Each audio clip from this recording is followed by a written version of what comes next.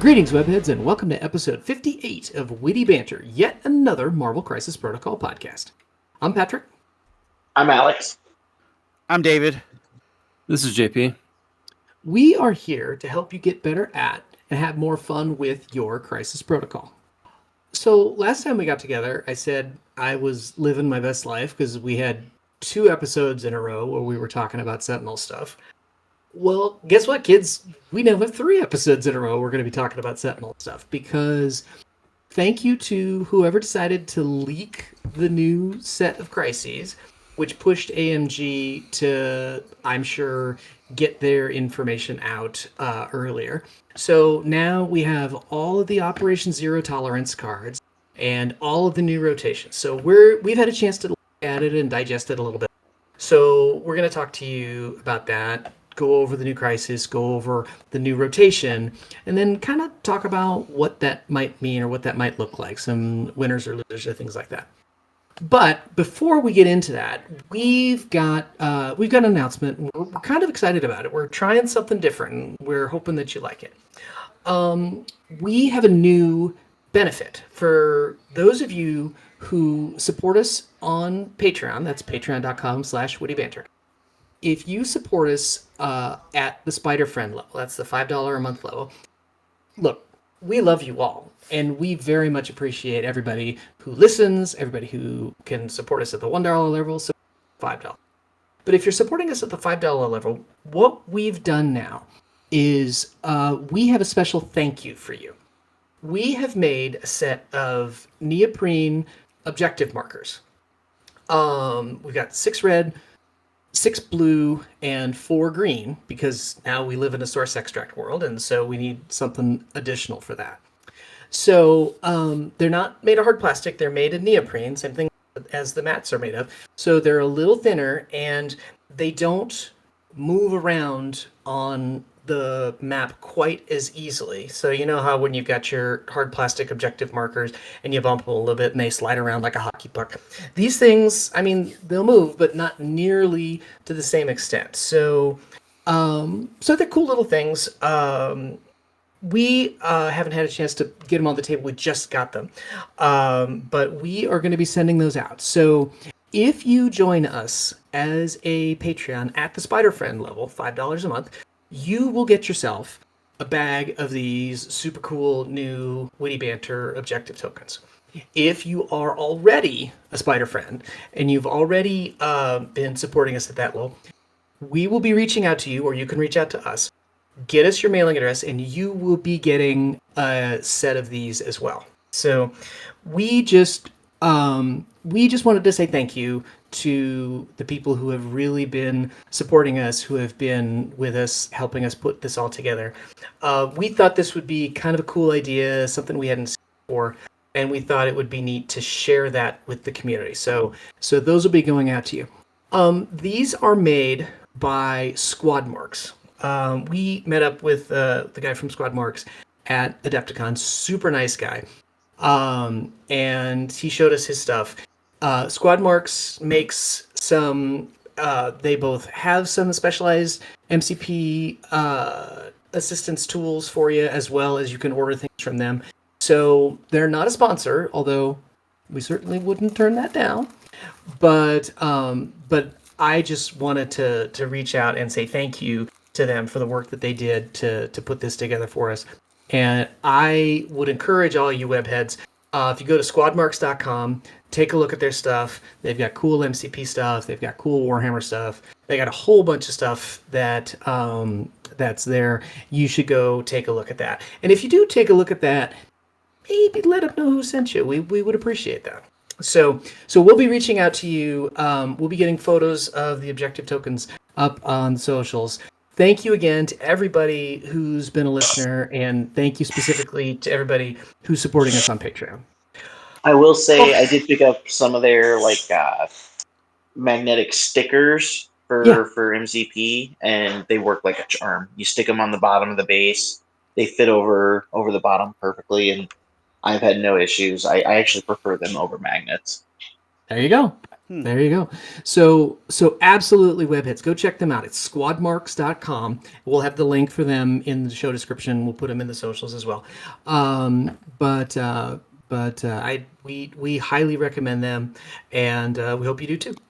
I feel like there's a dirty underwear joke in there somewhere, but I can't quite formulate it in my mind. This is not helping me pitch to get a new sponsor, JP. That's not a shit stain. That's an objective marker, babe. Don't worry about it. All right. There we go. Alex, Bug Eater, talk to us. Bug Eater. This year it's June 5th, 6th, and 7th. And it's Friday, Saturday, Sunday. Friday is a 3-person team tournament.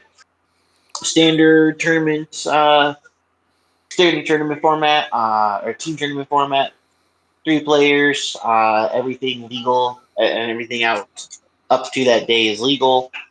When it comes to crises, because there's not 15 crises of each kind, you can repeat your crisis cards after you've gotten all crisis in every list. So, you've used every crisis between all 3 lists. Tactical cards, restricted, will not be limited. Every roster can have them, can have duplicates. Characters cannot be repeated. Saturday is a standard challenger event, and Sunday is our what if, where I come up with cool rules and we just have a fun day to finish off the weekend. I just wanted to make sure that the listeners know that we're not using the new crisis that we're going to talk about, correct? Because they will not be out. Correct. Technically, they're not legal according to the challenger packet. I know TOs do have that option, whether they want to make them legal or not, but in this case, I'm not going to. I kind of want to. I'm advertising this as this is your last chance to get hammers or intrusions or cubes. This is your last event you can do it with, because Bug Eater's the week before the new crises are effective. All right, and we'll have a Longshanks link up. We'll have it in the show notes. We'll also put them out on the socials, so you can come and join us. Remind us again the dates and where the tournament is located, please. The dates are June 5th, 6th, and 7th. It will be at Divine Shepherd Church in Omaha, Nebraska. All right, webheads. We very much would like to see you out there. Come and join us. We'd love to see you. All right, David. Let's take us around the neighborhood, why don't you? So I figure since we're talking about the new crisis and like we've seen them and stuff, I was going to ask you guys, what are you playing now, and what are the new crisis are they gonna change what you're gonna be playing, or like maybe you just play the same thing? That would be my question. Okay. Alex, you want to start us out? Sure can. So I've been playing 2 lists. I've been playing Webs and I've been playing Asgard. Webs I have not been playing competitively whatsoever. It is just 10 Web Warriors models that I either have not played or really like the characters, so that's irrelevant to the crisis changes personally, because I like that care with that list. But I'm playing Asgard competitively. And side note, I'm like kind of frustrated with it because it's a weird coincidence that Modesto is playing Asgard too, and I've been listening to Move Throw. And seriously, the last episode, Modesto was talking about putting Mind Dragon in his list. I'm like, God damn it, I was going to do that. I thought about doing that same week. I thought about it on the way to gaming Friday night, same day the episode was dropped, but I hadn't listened to the episode yet. So it's like, son of a bitch. And like his roster is very similar to what I put together. So, but he's probably a better pilot with it. So, it is what it is. But with the crises changes, I don't know yet. I'm just excited to play the new crises and see what its what it's going to do to the meta, and I'll probably toss a couple of them in the Asgard list to see if the change is cool. Like I have to swap out McCran. I'll figure out what to swap it with. Like overall, I'm not worried about it whatsoever. It's not going to change what I'm playing. JP, how about you? I honestly haven't had enough time to really dissect this crisis matrix, so it's definitely not gonna. I've been like super casual. I've been bringing a full Midnight Suns roster. Oops, all Midnight Suns, and during the week I have not been thinking about MCP at all. So it's I'm just like in super casual mode. So yeah, it's not gonna affect what I'm doing at all at this moment. David, how about you? What changes are you looking at making now that we've got all the Operation Zero Tolerance out? So I've been playing Mighty Avengers. Man, I really fucking love the power manipulation leaderships. I'm like addicted to them. Like I don't know what it is. They're just fucking cool. I really like what Mighty Avengers has going on. Like I think Spectrum is a lot better than people realize. And like using her as like a fucking mini Thanos where I'm just like, you get 2 extra dice. You get 2 extra dice. And like fucking Tony's throwing an 8 dice builder with a wild push at you on round 1 and you're like, what the hell just happened to me? It's pretty good. I might change some characters in the roster. I'm probably going to add Fury because I think the grunts are real strong in these new Crisis. And I am probably going to add Namor because I think Namor is really strong on these new Crisis. So let's take a pause real quick.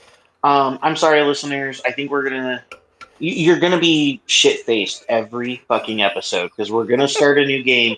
Every time David says Namor, you gotta take a shot. So that's if we keep track of it, you have to take a shot in 3 different circumstances: Namor, Shield, combo. Not Fury. It's probably going to turn into Fury's going to get added to it too. We just got to get a little counter thing going, and then we can do like they did it at Adepticon at the streaming table, where they had like every time somebody was alive on 1, they like increased the counter on it. That's what you could do in the episode. Just have a counter. I need to figure. Thinking about it though, JP, I don't think we can include Fury because if we include Fury, we're going to be extremely liable for so much alcohol poisoning. Probably. But yeah, I've been thinking about adding Namor and Fury and maybe changing. I got a tool around the Crisis. I kind of want to like shove a few of them in there and see what they do. I really like that Spectrum's leadership is like it gives you ability to like pass power when you need it, especially on these like source extracts and stuff where you're like, oh, I need a power to pick this thing up now. Stuff like that. And I am really digging Prowler in Mighty Avengers, and I think Prowler, like his ability to gain power when he interacts is kind of silly. But yeah, that's what I've been playing. Yeah, well, obviously I'm all Sentinels all the time, and I have fallen in love with Omega Sentinel on any kind of pay to flip, and there's all kinds of new pay to flip nonsense that's coming in this new pack. So, I mean, I was going to be playing the Sentinels. I was going to be playing the new cards for the thematic reasons, if nothing else. So I'm just kind of anxious to see how the two synergize. If you were listening last episode, you guys heard us dojo the list that I'm going to be playing, so you know they're all over it. So we'll have to see where it comes in. So, alrighty. If you are again, we'll go back to the Patreon. If you're part of the Patreon, you're part of the Discord, and we have just added to the Discord a specific Around the Neighborhood channel. So hop on the Discord. you tell us what you've been playing, Webheads, and what you're thinking about in terms of how the new Crisis Pack is going to change around. We wanna hear from you. So, all right. So let's just jump into the new Crisis. So let's we'll start with the rotation in terms of what's going away. So starting on June 12th for everybody, TOs do have the freedom to do what they choose, but globally on June 12th, this will be the way the Challenger game is played. The following crises have been rotated out and are no longer going to be legal in Challenger events. Cosmic Invasion, Black Order descends on Earth. Deadline to Destruction, Deadly Legacy Virus, Fear grips world as worthy terrorize citizens, Intrusions open across city as seals collapse, Mayor Fisk vows to find missing witnesses, Mcron Crystal gets heroes home, Riot Spark over Extremis, Struggle for the Cube continues, Terrigen canisters fuel Doomsday device, and the Montesi formula found. R.I.P. hammers, R.I.P. cubes, R.I.P. multiple extracts. Fuck yes, fuck yes, fuck yes. Hammer's finally gone. Fuck yes. Fuck that crisis, it's fucking gone. Thank fucking God. Fuck that card. You know, Alex, I knew we could count on you for a nuanced, considered take on the matter. You come through every time. You're my Shakespeare hero. would be proud of that. Shakespeare would not just be proud; he would be fucking proud. Let's face it. Damn straight. David, what's your kind of initial impressions on the choices that AMG made in terms of crisis to remove?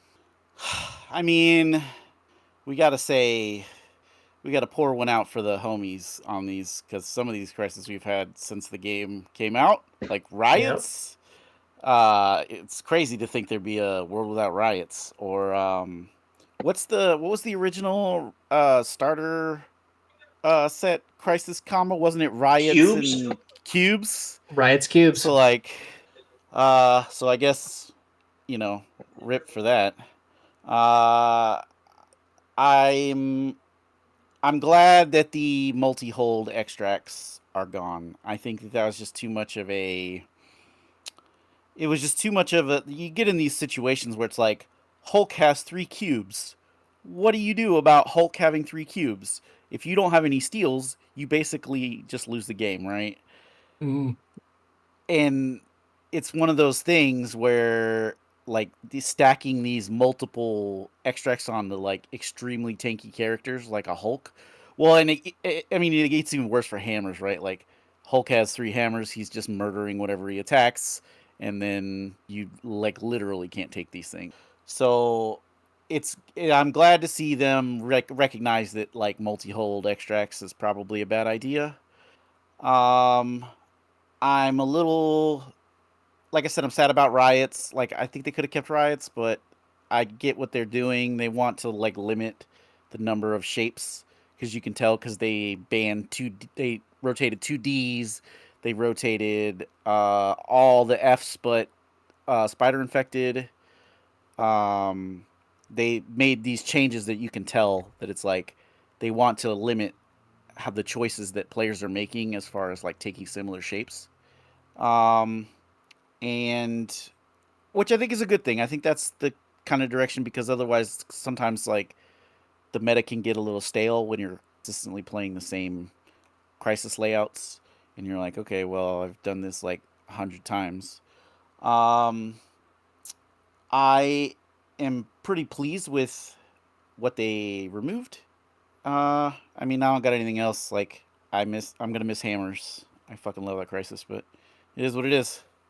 AP, how about you? What kind of your first impression of the choices AMG made in terms of the crisis that are no longer part of competitive play?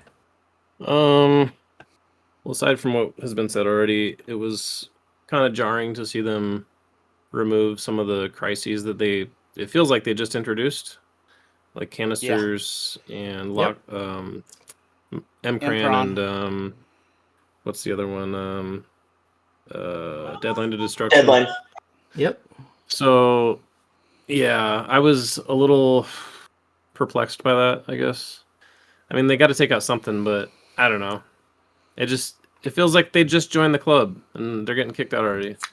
And there were actually some cool crises. Like I liked Mcron as a pay to flip, and I liked Deadline as like a new shape with a cool interact, and like an interesting threat value. So I don't know.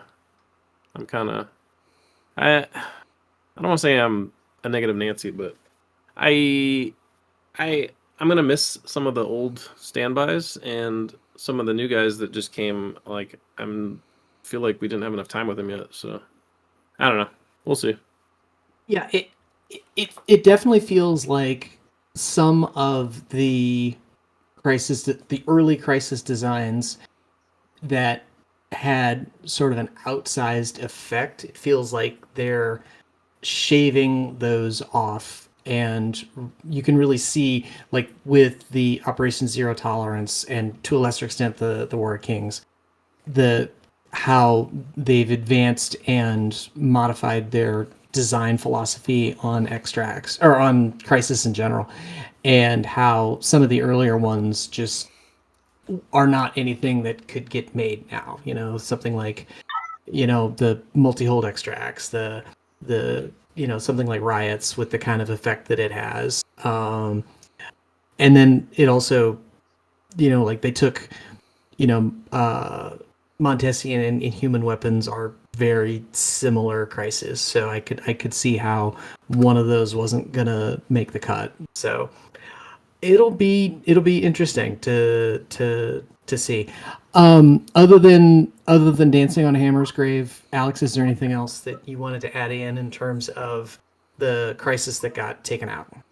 Yes, I was extremely surprised to see that they took out core box crises. Yeah. Like I was very, very shocked. Which segues into I could see them rotating core box tactics cards. Next on the list is that patch up. Good fucking buy. But Man, overall, and I thought I I was was very living my pleased. best life. Dude, I'm on cloud fucking 9 right now, and it's gonna be brought back down when the new character rotations or the character updates come out because my apocalypse is gonna get fucked. Yeah, I think I could see that happening. Yeah. All right, so let's just go into the new crisis cards themselves. So I'm just going right from the panel to play that Atomic Mass Games put out on April 28th. So the first extract in the pack is Jailbreak leads to Mass Mutant Escape, 20 threat. We've played this before. We know how it works. It's the wide gumball machine. So I don't know that we necessarily need to spend a ton of time on this. We've already talked about it and played through it some, unless anybody has any specific thoughts they want to share on Jailbreak before we move into the other new extra. So I would like to say that because Jailbreak is with this pack, and we got it so far, like, what did we get it back in, like, November or something? Yeah, I think so. It's interesting to notice that I'm assuming we'll get to there on a bigger dynamic about the shapes of all of these, but with Jailbreak in specifically, there's not a lot of the secures that were inside the 5 have gotten, like, either taken away or they've gotten, like, shrunk in. So, like, because, like, Riots is gone now, right? Mhm. So that's one of the crises that you would be inside the 5 because it's, like, barely inside the 5, and it's always inside the 5 when you're on the side points, right? Mm-hmm. So I feel like that with this particular extract, they designed it with these specific secures in mind so that they weren't having that issue of, like, if you want to stand on this secure, you're going to drop this thing. Mm-hmm. And I think that that's an interesting, because before we were just playing it like blind because we didn't know what was in the box. Yep. And I think it's nice to see that that's what they're that their ideas were. Because at first, when I first saw that Crisis, I was like, what are they like? What is this doing? And seeing the whole picture now, it's got a lot. It's a lot more interesting now, I think. All right. So our next extract is a 19 threat. Evidence of experimental soldiers exposed. It's 3 unexhausted server tokens. They're all along the midline. The 2 on the end are 4 in. You have 3 evidence tokens. You they're the tokens themselves are servers, and they're source extracts, just like jailbreak. So there's an evidence extract on each one. You pick one up and it's exhausted for the round. If you're holding an evidence token at the end of the round, you score a victory point, and then it goes away and goes back to the server. While the character is holding an evidence token, when it is attacked, it may re-roll one of its defense dice. First thoughts on evidence of experimental soldiers exposed. JP, what do you think? It's obviously coming in to replace some of those lower scoring ones, like Montesi, and the virus is gone too, right? Yes. Yeah. Yep. So we lost 2 3-threat extracts, and we're gaining this one, so it'll probably be used in a similar fashion for beat 'em up teams. It's one of those source ones, so obviously it functions a little differently, but it will. I mean, it'll still be used in the same way, functionally, for points, just to keep them low. The interesting part is that it's kind of a higher threat, so being 19, people can take more characters. Typically, if you're playing something that wants to kill, you want to kill faster, so having fewer points is better. And then they've got the defensive reroll on the extract carrier, so you have another level of like non-attrition, or well, not non-attrition, but counter attrition, or like game lengthening, I guess. So yeah, that's kind of an interesting combination of elements on this. Alex, how about you? First thoughts on evidence of experimental soldiers. I like it. It's neat. It's it's going to be the attrition crises for sure. Because it is straight up almost a complete, like, this is replacing Legacy Virus. It's 3 points, 19 threat. I do really like the benefit you get from it. A reroll is not something crazy to write home about, but it's not nothing like Legacy Virus was. So I like it. David, how about you? I think I'm gonna guess the moniker for this is gonna end up being experimental soldiers. I'm gonna guess that's what this is gonna get started called. So what do you think of this thing? So, I mean, obviously, like JP now said, it's going to be geared towards the more fighty teams. One thing I want to say about this that's like different compared to something like Jailbreak is that this is like centrally located. So you're not going to have, so like in Jailbreak where you kind of want to like move around and pick these things up, I don't think you want to be doing that with these. What it seems like is you're going to take a character like fucking Bill, right? And just pick up one of these things and stand on it and go, "Okay, I'm going to pick this thing up every round. Can you deal with me with a reroll?" Right? Yeah. Like, and I think that's going to be an excellent use for the like potato-y type characters. So I could see that becoming like what teams are doing, basically just taking a tanky character and trying to bully this extract like it's secure. Which, I mean, that's and Bill can do other things too, right? Like Bill can walk to a different one, throw someone off of it, and then like take that one. Like it doesn't matter what he does with it, but basically I think that's going to be the game, because you're not gonna pick these things up and run away with them like webs want to do, right? Like that doesn't Right. make you're wasting your time. It's like you're going to be out of position. It's super inefficient. Like it's just not going to work. So I think that teams that want like rosters that want to take this crisis are going to be looking for characters that can do that. That can sit on it and score it and basically just prevent your opponent from grabbing it. All right. Our next extract is a 17th threat. Sentinel schematics sabotaged. 4 unexhausted factory tokens, source extracts. They are in a square, each 4-3 in from the edge, so it's pretty snug into the middle. The factories hold nanites. You can keep 1 nanite, only have 1 of them, and then at the end of the turn, they go back to the factory. While a character holding a nanite attacks within 2, add 1 die to the attack roll. So, sort of our pseudo replacement hammers. And then during the cleanup phase, they all go. Alex, first thoughts on Sentinel schematics sabotaged? That was my first thoughts. It's basically hammers, but in a good way. You don't get hit with like somehow Hulk has 4 hammers and says "fuck you" super hard. I like it. I don't.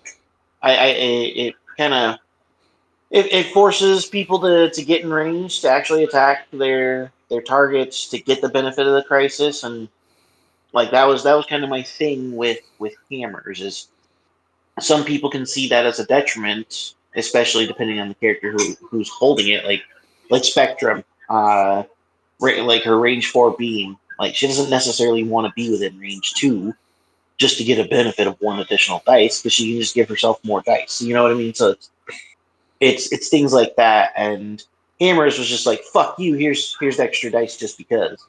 And it had no detriment, because let's be honest, spending 1 additional power for a tactics card, nobody ever remembered that. Not because people were cheating, you just didn't remember that shit. So Yeah, it it's just hard to wasn't remember. that much of a detriment. It is. David, how about you? Your thoughts on Sentinel schematics? So spoiler alert, I am like a bit I guess as the kids say, my tism is showing. I I took out and broke out all these crises, and I've already measured them all and figured out what the widths are and what I can do.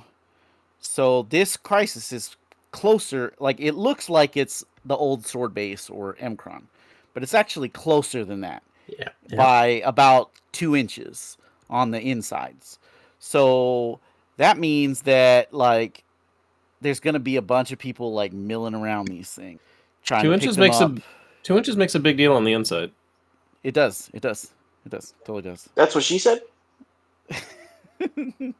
uh but yeah, it's definitely closer. So I feel like a lot of people like this is gonna be pretty fighty, like trying to fight over these things. Um I'd like to note that the hammer or well the extra dice effect is not once per turn. So if you've got like an area 2 attack, like this thing's still pretty good. Um and it doesn't have I mean obviously like Alex was saying that hammers doesn't have a detriment, but I mean it technically did. It's nice to see that this doesn't. There's no other extra added side effects to it. You're just gonna have to be able to pick these things up. And I feel like this is the same situation as it was with that previous source extract. You're gonna want to take characters that can like just basically stand on them and bully them. Somebody like a Bill, or somebody like, even maybe a Hulk. Like a Hulk does not hate standing on one of these things and grabbing it and just smacking you with it a bunch of times.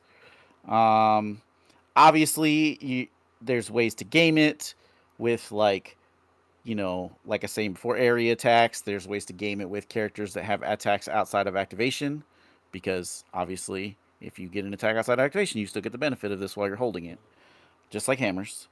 Um, so I could see characters I mean, this would be pretty cool if with like Venom, especially if Venom gets like some kind of health buff or something. Yeah, that's what I think. I think it's pretty cool. I like how close it is. I like that they're obviously. I think AMG is trying to encourage character interaction. They don't want players to just like take all the extracts and go run away in the corner while your opponent just has like no option but to chase. And I think they want to like sort of contain that and prevent like this no win scenario where it's like, okay, you've managed to run away with 3 of these extracts. What do I do? How do I get back into this game?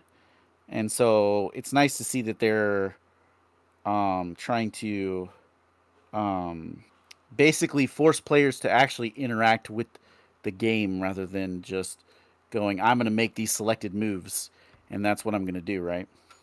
It makes JP? it makes the games feel less scripted is what I'm trying to say.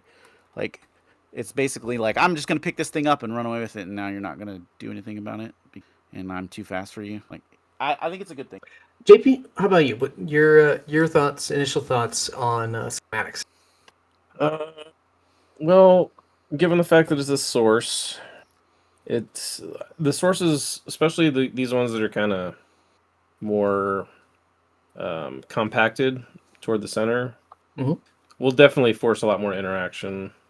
The jailbreak was kind of weird because it was the extracts were so far back. Like that was the farthest we've ever seen extracts back. So the play on that's kind of jarring. This is gonna feel a lot more. I don't want to say natural, but like your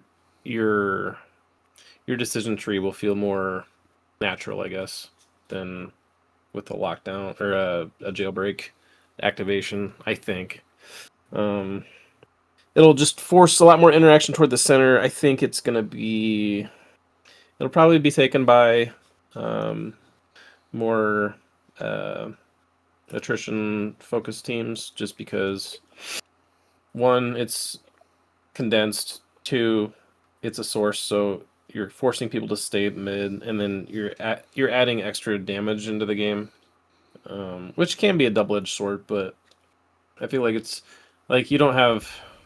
I feel like if you had to go one way with it, you would go, if you're an attrition team, you'd want to introduce damage rather than take away damage. Like you don't see attrition teams playing scoundrels, right? So, I know some attrition teams in the past had kind of avoided hammers just because they felt like they had enough damage already and they didn't want to allow their opponents to have some sort of attrition out against them in certain scenarios. So this kind of since you can't stack this, it's not as big of an issue, I don't think, for that particular worry. And then it just feels like a kind of a fixed hammers in a way. Mm-hmm. Not necessarily the setup, but just the function of the extract, like not stacking and having to be within 2, like that kind of that changes a lot. Like long range characters aren't getting the benefit anymore. Beam characters aren't getting the benefit anymore. So it feels a little. It feels fine. It feels kind of sanitized. It's whatever. Like I would rather play hammers, but it's fine. Like I don't know how I feel about all the sources yet. Like there's only 3, so you're not really forced to play on it necessarily. There's But I think there's 4 sources. are there? Yep. Yeah, I think there's 4. Yeah, it's Surprise Assault, Oh yeah, there are 4.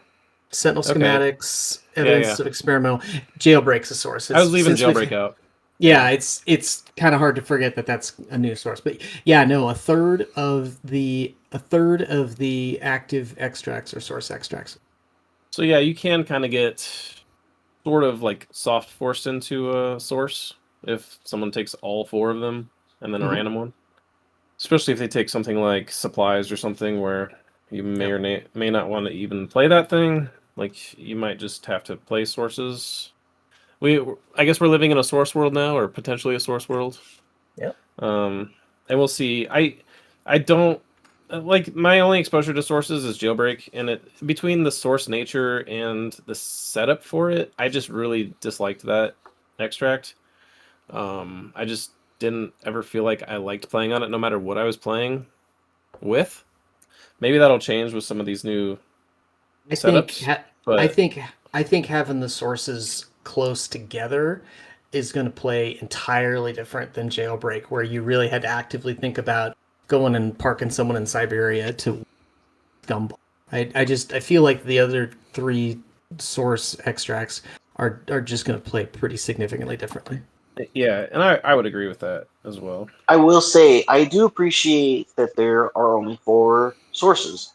Very similar to like 4 pay to flips. Mhm. They're not forcing uh, only pay to flips and only sources if you lose that priority role and don't get to pick it. Like, yeah, I do like that they're not forcing those no win situations to get away from things that you don't want to play. Granted, a 20% chance isn't the greatest, but it's still better than 0. Mhm. I do find it kind of interesting. The silver lining here, I think, might be, and like this is a hot take, but with the rotation of like Fisk and Riots, a lot of these kind of really polarizing secures, and then the introduction of the sources, where I feel like sources might be kind of a polarizing element.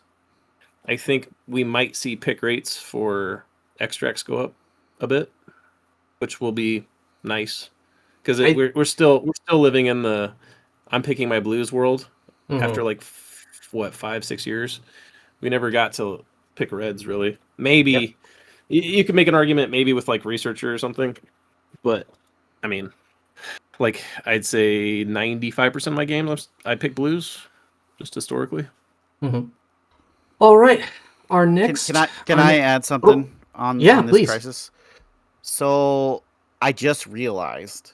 Well, I guess I didn't just realize, but like I uh the thought occurred to me that Kingpin might be kind of nuts here because with Kingpin you can pick up one of these things, use his leadership to pass it to somebody else, then walk to another one and go pick it up. And that means you can like basically go, I'm going to take 2 points now. What do you do? You can do that on any of these, can't you? Yeah, I mean, Kingpin can do it on any of these source extracts, which is like really interesting. Yeah. Um, I mean, maybe that part of his leadership actually gets used now. I mean, it does sometimes, but like it could be pretty good. I do definitely like that, All and right. So it's definitely something to think about because I know Kingpin's going to yeah. be looking for extracts to play. Yeah. I think the verdict is still out on whether sources are good for Kingpin or not. Yeah, it is going to be weird. They Mhm. tend to stack steals, so I think steals are obviously weakened because you're paying for one round of Yep. having the thing. And So you don't we'll see. and you don't have to have a answer to having a Hulk with 3 hammers either. Yeah. Oh, and if I remember correctly, one of the sources, if you try to steal it, it just gets dropped immediately. Or is Yes, that the not source? that's not a source though. That's the supplies. Oh, it's not. Okay, Yep. okay, I Yep. couldn't remember. And we were just that's that's the kind of professional broadcasters we are because we're just leading into that. Our next crisis is salvage supplies, 18 threat extractions. You place 2 supply tokens, they are assets. They are 5-3 from the top, 4-3 from the sides, and they are on a little bit of a diagonal, a little bit kind of like how Meteors looks in terms of cutting across, where the one on the left is a little further away from the priority player, the one on the right is a little further towards.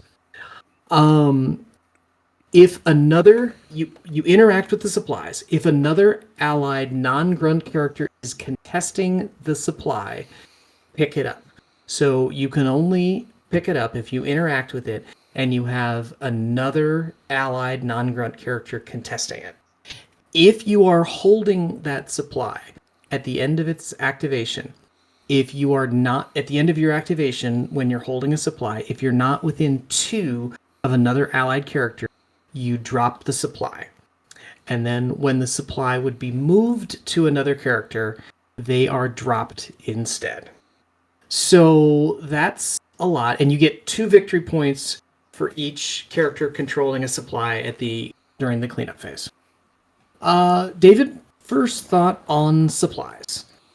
Holy shit, this crisis is going to be so fucking polarizing.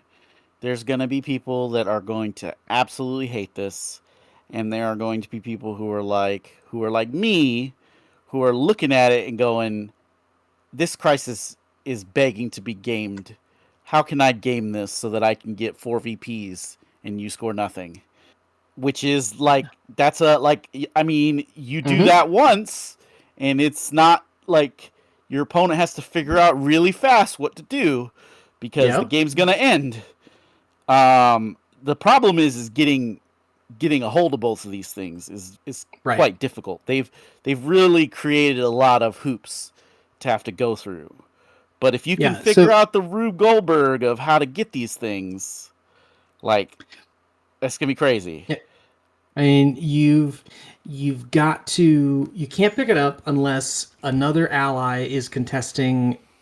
The way I'm reading it, contesting the one that you're going to pick up. Am I reading that right? Okay. So the one you want to pick up, you have to have an ally. You have to end your activation within 2 of another ally character, or you drop it. And then this one is the one where obviously Kingpin's leadership wouldn't work, because I'm assuming Kingpin's leadership would drop it instead of moving it to another character. And if you did that, if you use Kingpin's leadership to move this thing and you drop it, your opponent gets to place it, which is quite important. This crisis, well, obviously, I've already done all the math and figured out what you can do. So I know that a medium mover can reach these things in 1 move. So if you can set up a situation where you just walk somebody to it, and then you walk your medium mover over there, you pick it up and you walk away with it. So I feel like can reach both of them, both the far one and the near one. Well, no. Only your near one is a medium base mover can reach in a medium base medium mover or a long mover. Any of the long movers can do it. No short mover can do it. Not even large base. Okay. And you have to be medium base or bigger to do it. So this crisis is going to be a lot like the old Wakandan herbs. There's going to be situations where this is going to be on the ground a lot because you're not going to be able to pick it up because maybe you've chased somebody and you've dazed them and they drop the thing, but there's nobody else near you for you to be able to pick this thing up. So there's going to be a lot of those kinds of situations. There's going to be situations where if your opponent can somehow move you outside of 2 in your activation and you just drop the thing, that kind of sucks. Things like Heroes for Hire, right? Like if I Heroes for Hire an attack, and it's your second action, and I throw you away from anybody, now you just drop the thing. Which is, that's not nothing. And there's gonna be, I've already got ways to game it. I'm already thinking, there's things you can do. Like if you pass a power to fucking Hulk, he can gamma launch somebody onto their back one and then double walk and pick it up, which is kind of crazy to have Hulk holding your side one. What do? You can't steal your opponent's one because you got to set that up. Right. I feel like characters that have ways to displace people on round 1 are going to be pretty strong here because you're going to have to walk. You're going to have to spend an activation to walk to this thing. If somebody can push you off of it, now you just can't pick it up, which is it's good. There's other shenanigans, obviously, like husband and wife, like Proxima and Corvus. Proxima just double walks to this thing, Corvus double walks to it and picks it up. That's kind of crazy. Nightcrawler's mass transit gets interesting. Yeah, it could. It's not a terrible thing. You can do stuff with Emma, where Emma can headmistress Beast to the point, and then she can just walk and grab it. I don't know if that's good or not. Maybe it is. Maybe it's not. There's other, like, shout out to Fury Grunts, because Fury Grunts are going to be fucking annoying with these things. Because if they can get a hold of one of them, like, good luck getting it off of them, because they get to place it. Yep. So now they're just going to place it where you don't have anybody contesting it. And then they pick it up on their activation. Because Fury can just go, I'm going to drop grunts right here. I'm going to walk to the point. I'm going to drop grunts on it. And they're going to pick it up. So, like, what do? It's going to be a situation of where you just probably kill Fury, right? That's probably what you end up having to do. Seems like a good plan in most instances. Yeah, I mean, it does. This crisis is going to be super polarizing. There's going to be people who are just going to, like, hate this thing. And the people who can figure out the Rube Goldberg of how can I get these things, it's going to be, I mean, I could see, like, crazy Avengers Assemble plays where you're like in the middle of a game, you're like, okay, well, I need to pick this thing up. I'm going to Avengers Assemble somebody to it. So now that I can pick it up, right? I think it rewards the teams that can figure out how to use this. And obviously the teams who are just like, I just want to kill you. So they just kill the guy who's holding the extract and then never let you score it. Right. Which is what you can do too, right? Yep. Because you can also place it in such a way where it's like very difficult for your opponent to pick it up if you daze them. Like if you daze them and you go, I'm going to put this thing over here. Good luck figuring out how to pick it up. I mean, it's definitely going to be super polarizing. And I mean, I'm going to be playing this thing just to see what I can do with it. I don't know about what you guys are thinking, but that's what I think about this crazy crisis. JP, what are your initial thoughts on your initial thoughts on supplies? Yeah, I don't even know why they made this. Like it's like they didn't learn their fucking lesson. Like no, they did not. Come on, baby, it'll be different this time. I'm changed. I'm a changed game.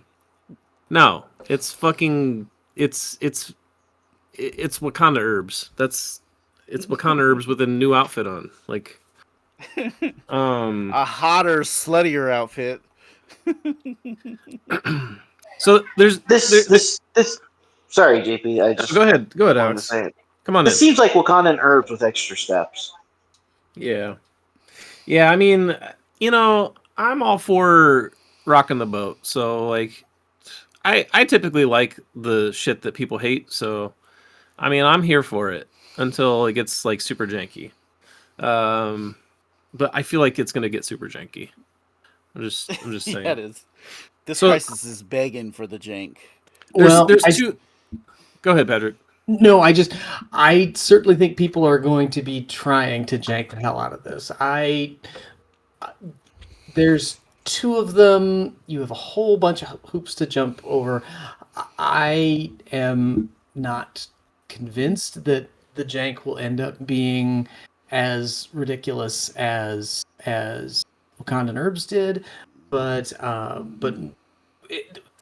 it's certainly there. I mean, the people who wanted to get their jank tank back from herbs are certainly getting to dust off those old playbooks and get a chance to go back to the turn zero lab, which is a little peculiar because it really did feel like that was one of the things that AMG said we want to get away from, and this thing feels like the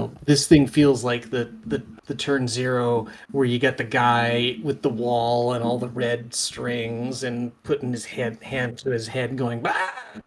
Well, I think they thought they were smart and put on a bunch of guardrails, like the chastity belt, and like the shaved head.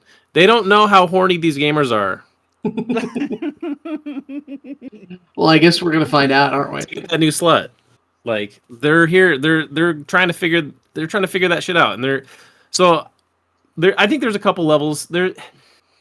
I think there's two levels to this. The turn 1 plays, and then the turn 1 plus X plays. So the turn 1 plus X is pretty simple. Like you've got Fury and Widow.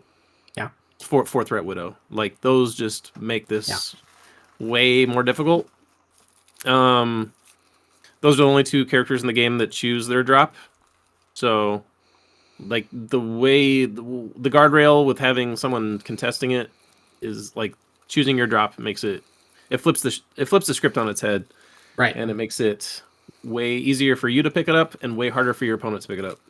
Right. But that doesn't do anything turn 1. The turn 1 jank, I haven't given a ton of thought to it, but I don't know if it makes them valid, but I think Black Order is going to be the king of this. Just because they have husband and wife and they have Thanos. Thanos is a fucking maniac on this. So if you have Prio, you can just move Proxima and then activate husband wife, move Corvus up, pick it up. They activate, they move someone up to pick theirs up, well, to be next to it, and then you just move Thanos up, double port Corvus, and then pick theirs up, and now you have 2. Which is good. Or if you don't have Prio, right, they move a character up to theirs, you activate Thanos, you port, probably port Corvus. I don't know, I haven't really mapped it out, it's just in my brain, but you Dimensional Portal Corvus and Space Stone Corvus, and then you move to yours, and Corvus is next to it, so then you pick it up with Thanos, and then you move over to theirs, and then you Mind Stone off their character. So now they don't have someone on it. And then now Thanos is standing on it too. So it's like, Yeah. what do you do to Thanos? Because then you just activate somebody and pick it up. Yeah, so now Thanos is next to it. Now they have to move somebody back, but Thanos is already there. So then you just move somebody up and pick it up. Thanos is kind of crazy because he can port people really far, and he's got Mind Stone. So I think they're going to be really good at this. Whether or not that makes them valid, because you can still choose to just veto the extract. So it's whatever. We didn't really have that option with herbs, so Right. I mean that's a saving grace, I guess. The other thing I've been thinking about that's just not outright well, let's touch on one other thing. We've got one more husband and wife duo. We've got Sin Crossbones, which aren't as good because Corvus and Proxima are they have DR. I mean, obviously Crossbones does too, but if he's picking up or husband and wife, Oh shit! he doesn't get the reduction. It doesn't work. Crossbones is fucking slow ass. Can't double move to their.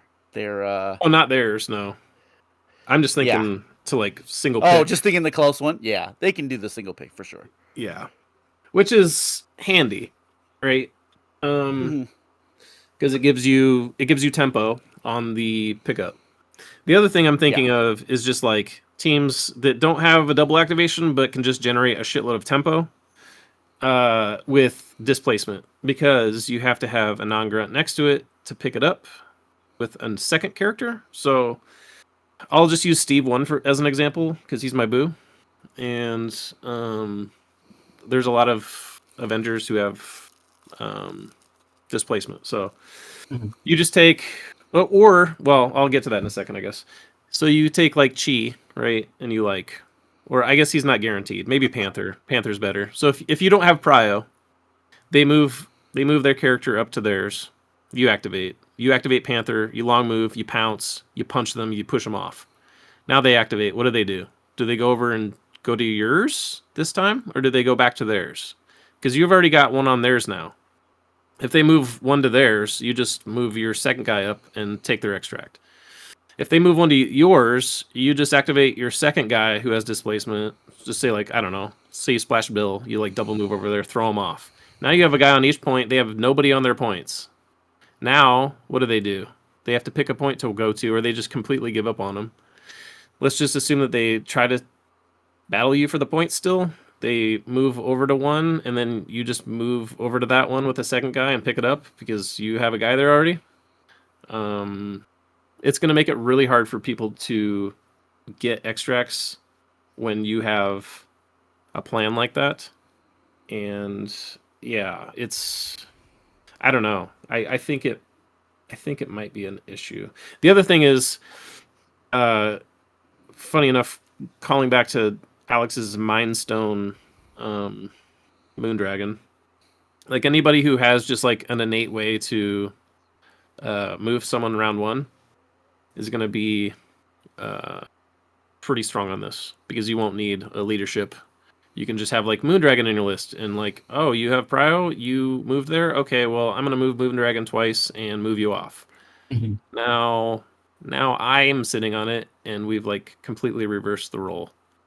I think Moondragon's one of the cheaper ones who can do that, but there's obviously other characters who have like throws or bows or whatever online. So it'll be interesting, but I think we're gonna really see the division on this extract between the haves and have-nots, even with all the guardrails. Alex, any additional thoughts on samples? Or I'm sorry, on supplies. Excuse me.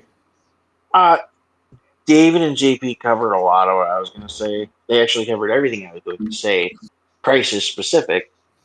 Now, I will say they are really, really going along with the whole theme of X-Men and Sentinels, or like X-People and Sentinels, and going through the whole fuck you mutants. They released a crisis that specifically said non-grunts. And X-Men or the mutants are getting a character with grunts. Yeah. Shortly after this release, like God fucking damn it. That's all I have. That's fair. Yeah, this seems to be the one that is sparking conversation in the community. So I'll be interested. Webheads, sound off. Let us know what you think of this. One more thing I wanted to add. Sorry. Yeah. No. I think this is going to be so divisive that it's kind of going to be like what's the term for it? Like a dead pull for your opponent when they're choosing your two. Like if it comes up in one of the two, they're like, well, I have to play the other one, right? So it's almost just like because people aren't going to want to mess with the possible jank tank of this. If you have a team set up for it, like it's going to be really bad for them. Well, and I think people are going to realize that, right? Like, I don't think you take this crisis unless you have a like serious jank plan with this. Because if you don't and you bring it, and it's just going to be probably a dead extract. Like, it's not going to be good. All right, our final new extract is a 16 threat, Surprise Assault, Mutant Homes Destroyed. There are 4 unexhausted Haven tokens, source, where 4 mutant tokens are used. They're civilians. They're both almost on the midline. They are 5-3 to the midline instead of 5-4. And they're a little off-center. So one is 4 in from the side. The other is 4-3 in from the side. So it's like you can draw a little bit of a parallel in between the 4. So it's like a box that's skewed off to the side. There are no kind of extra bonuses or rules or anything funky about this. It's more straightforward. You just get 1 VP for every you control during the cleanup phase, and then after the cleanup phase, the mutants go away and go back to the havens. JP, any thoughts on Surprise Assaults? New shape. Yeah, kind of. I mean, it's another source. It's missing. It's missing a little spice, a little flavor. I don't know. Mm-hmm. It's one of the more basic ones. I guess it's fine. It's interesting. 16, it's 16 threat. That's kind of cool. Mm-hmm. It's interesting That sticks that out. this wasn't the source that got leaked first. That it was Jailbreak instead, which had all kinds of other complicating factors around it. It seems like this might have been an easier one to release first, to get people used to the idea of source tokens and then adding in other stuff later. But this one just kind of a straightforward 4 VP source extract. They wanted to foster my hatred for sources before they dropped the load. Well, mission accomplished. They're like, you get Jailbreak, have fun with that. Alex, any other thoughts on Surprise Assault? Oh, poor Apocalypse. Poor Apocalypse. Because now he does have a chance of playing 16. I guess maybe don't put one of them in your list so that way you'll never have to worry about it. I don't know, but JP said it's this is your salt. This is your salt to your pepper. It's pretty basic. Nothing crazy. The 16 threat is different. And like the setup is different. So I mean those are nice, but it's like cooking. You gotta have a basic. This is your basic. You gotta have salt. Yep. That seems like a good transition to David. David, your thoughts on Surprise Assault? God damn it, AMG! Like all of these have their cool, unique flavor and something's going on. At least they're somewhat interesting, and they completely fucking phoned this one in. They're just like, oh, source extracts. Let's just put them down. Are they gonna do anything? No. Could we have added maybe it heals you or it does something fucking interesting? I don't know. They just really phoned this one in.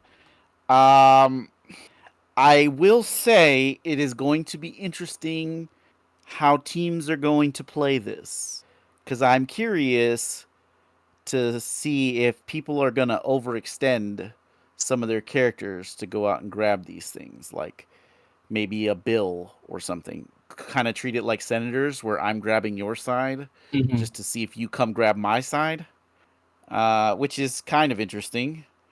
But obviously, I've done the maths. I know you can take a long mover, and a long mover can just walk to one of these and pick it up and walk away. I don't know if that's good, because since it's a source, Right. you can argue the value over it, but you still have the ability to walk to one of these and then walk to it secure so that you can score it. So there's value in that. I mean, they're really emphasizing. That's how scenario teams are gonna have to play these.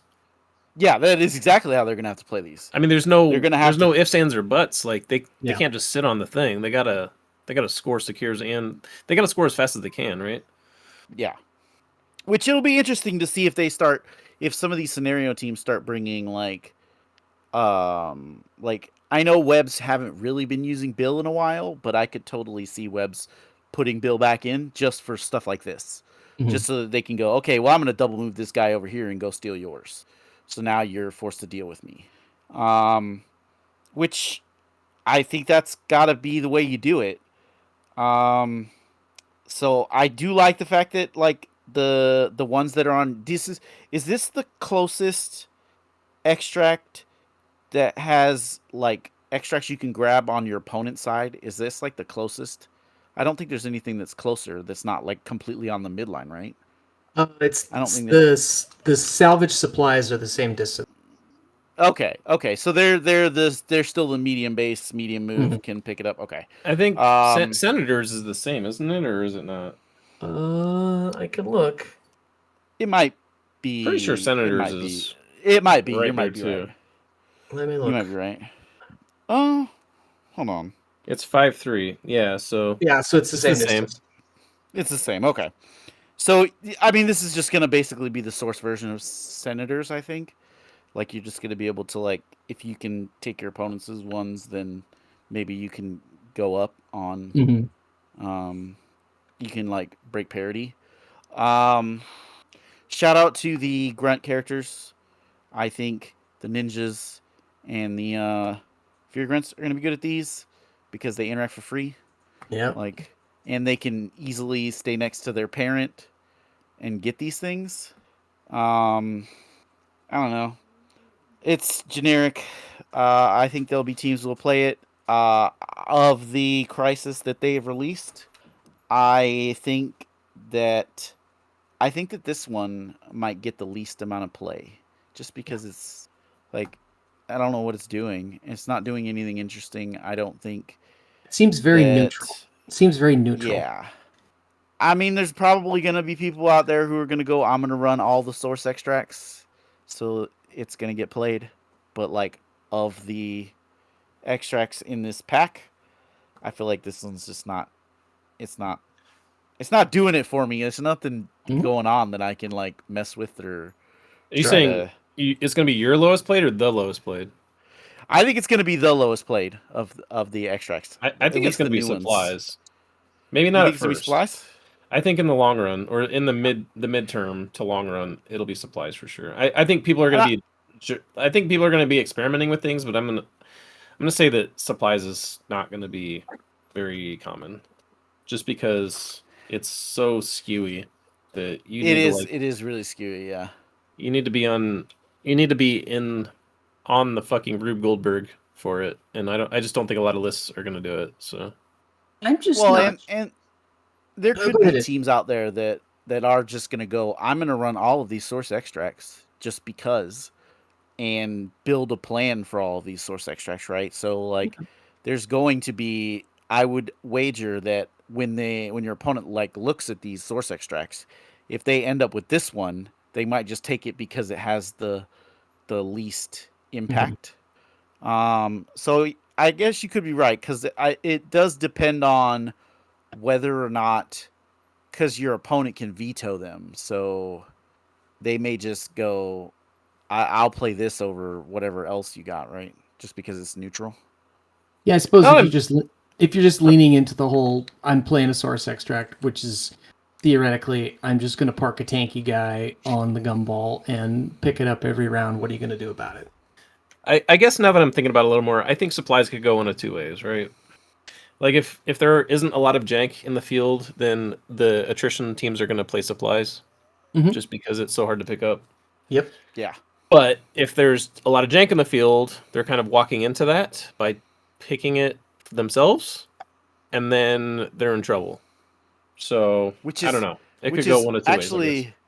Which is actually kind of interesting for the meta, I think. Yeah. I agree. Because I wonder if some of the more fighty focused teams aren't going to look at like something like supplies and go, I'm just going to play this because I know I can. I mean, it's a great extract for supplies or for attrition. Like yeah, it is 100%. But yeah, man, if it's gonna feel real bad when you go up against a jank team and they go up 4-0 on extracts alone on round 1, and you're like, oh, well, what's my plan B? I need to I need to start killing things, and very quickly. Especially if the jank team is running like Widow. Like imagine like Steve 1 running Widow. Also, yeah, like it's just that's fucking terrible. Yep. Like they do the thing and then they move up and they pick up with Widow. Like what do you do? Yeah, like, you're kind of fucked. Well, and the flip side to that is Widow brings along vertical assistance, which you can use vertical assistance to walk somebody to it so she can pick it up again. Yeah, that's true. And she's gonna have a bunch of power if you daze her, right? So yeah, it's true. All right, so moving on to our secures. First secure is the one we've seen already: lockdown, security system, stymie, breakout, 18 threat. It's we've seen it before. It's got the square of the secures, and after round 1, roll a die, and one of them turned off. Any kind of, we've played this before, so any kind of thoughts on lockdown in the context of the new cards before we move on? I have something. Yeah. So, looking at lockdown, I think the fact that you can contest these within 2 is a big deal for a bunch of these source extracts, right? because all of those source extracts, aside from Jailbreak, you can be contesting and still pick this thing up. Yep. Or still score this thing, which is Hold on. pretty cool. You can still pick up Jailbreak with this. This is the whole reason why. This is the whole reason why I cut Lockdown from my. Oh, because from one if of my you're lists. close, it's close enough, isn't it? Within the two. Yeah, and I kept running into the issue where it was like my opponent would just sit on the back lockdown. My back lockdown. Well, the lockdown secured that I brought. They would sit on their back points and then pick up the Jailbreak tokens at the very edge of the two. And I'm like, this is fucking stupid. Like, yeah, and it happened way more than you would expect.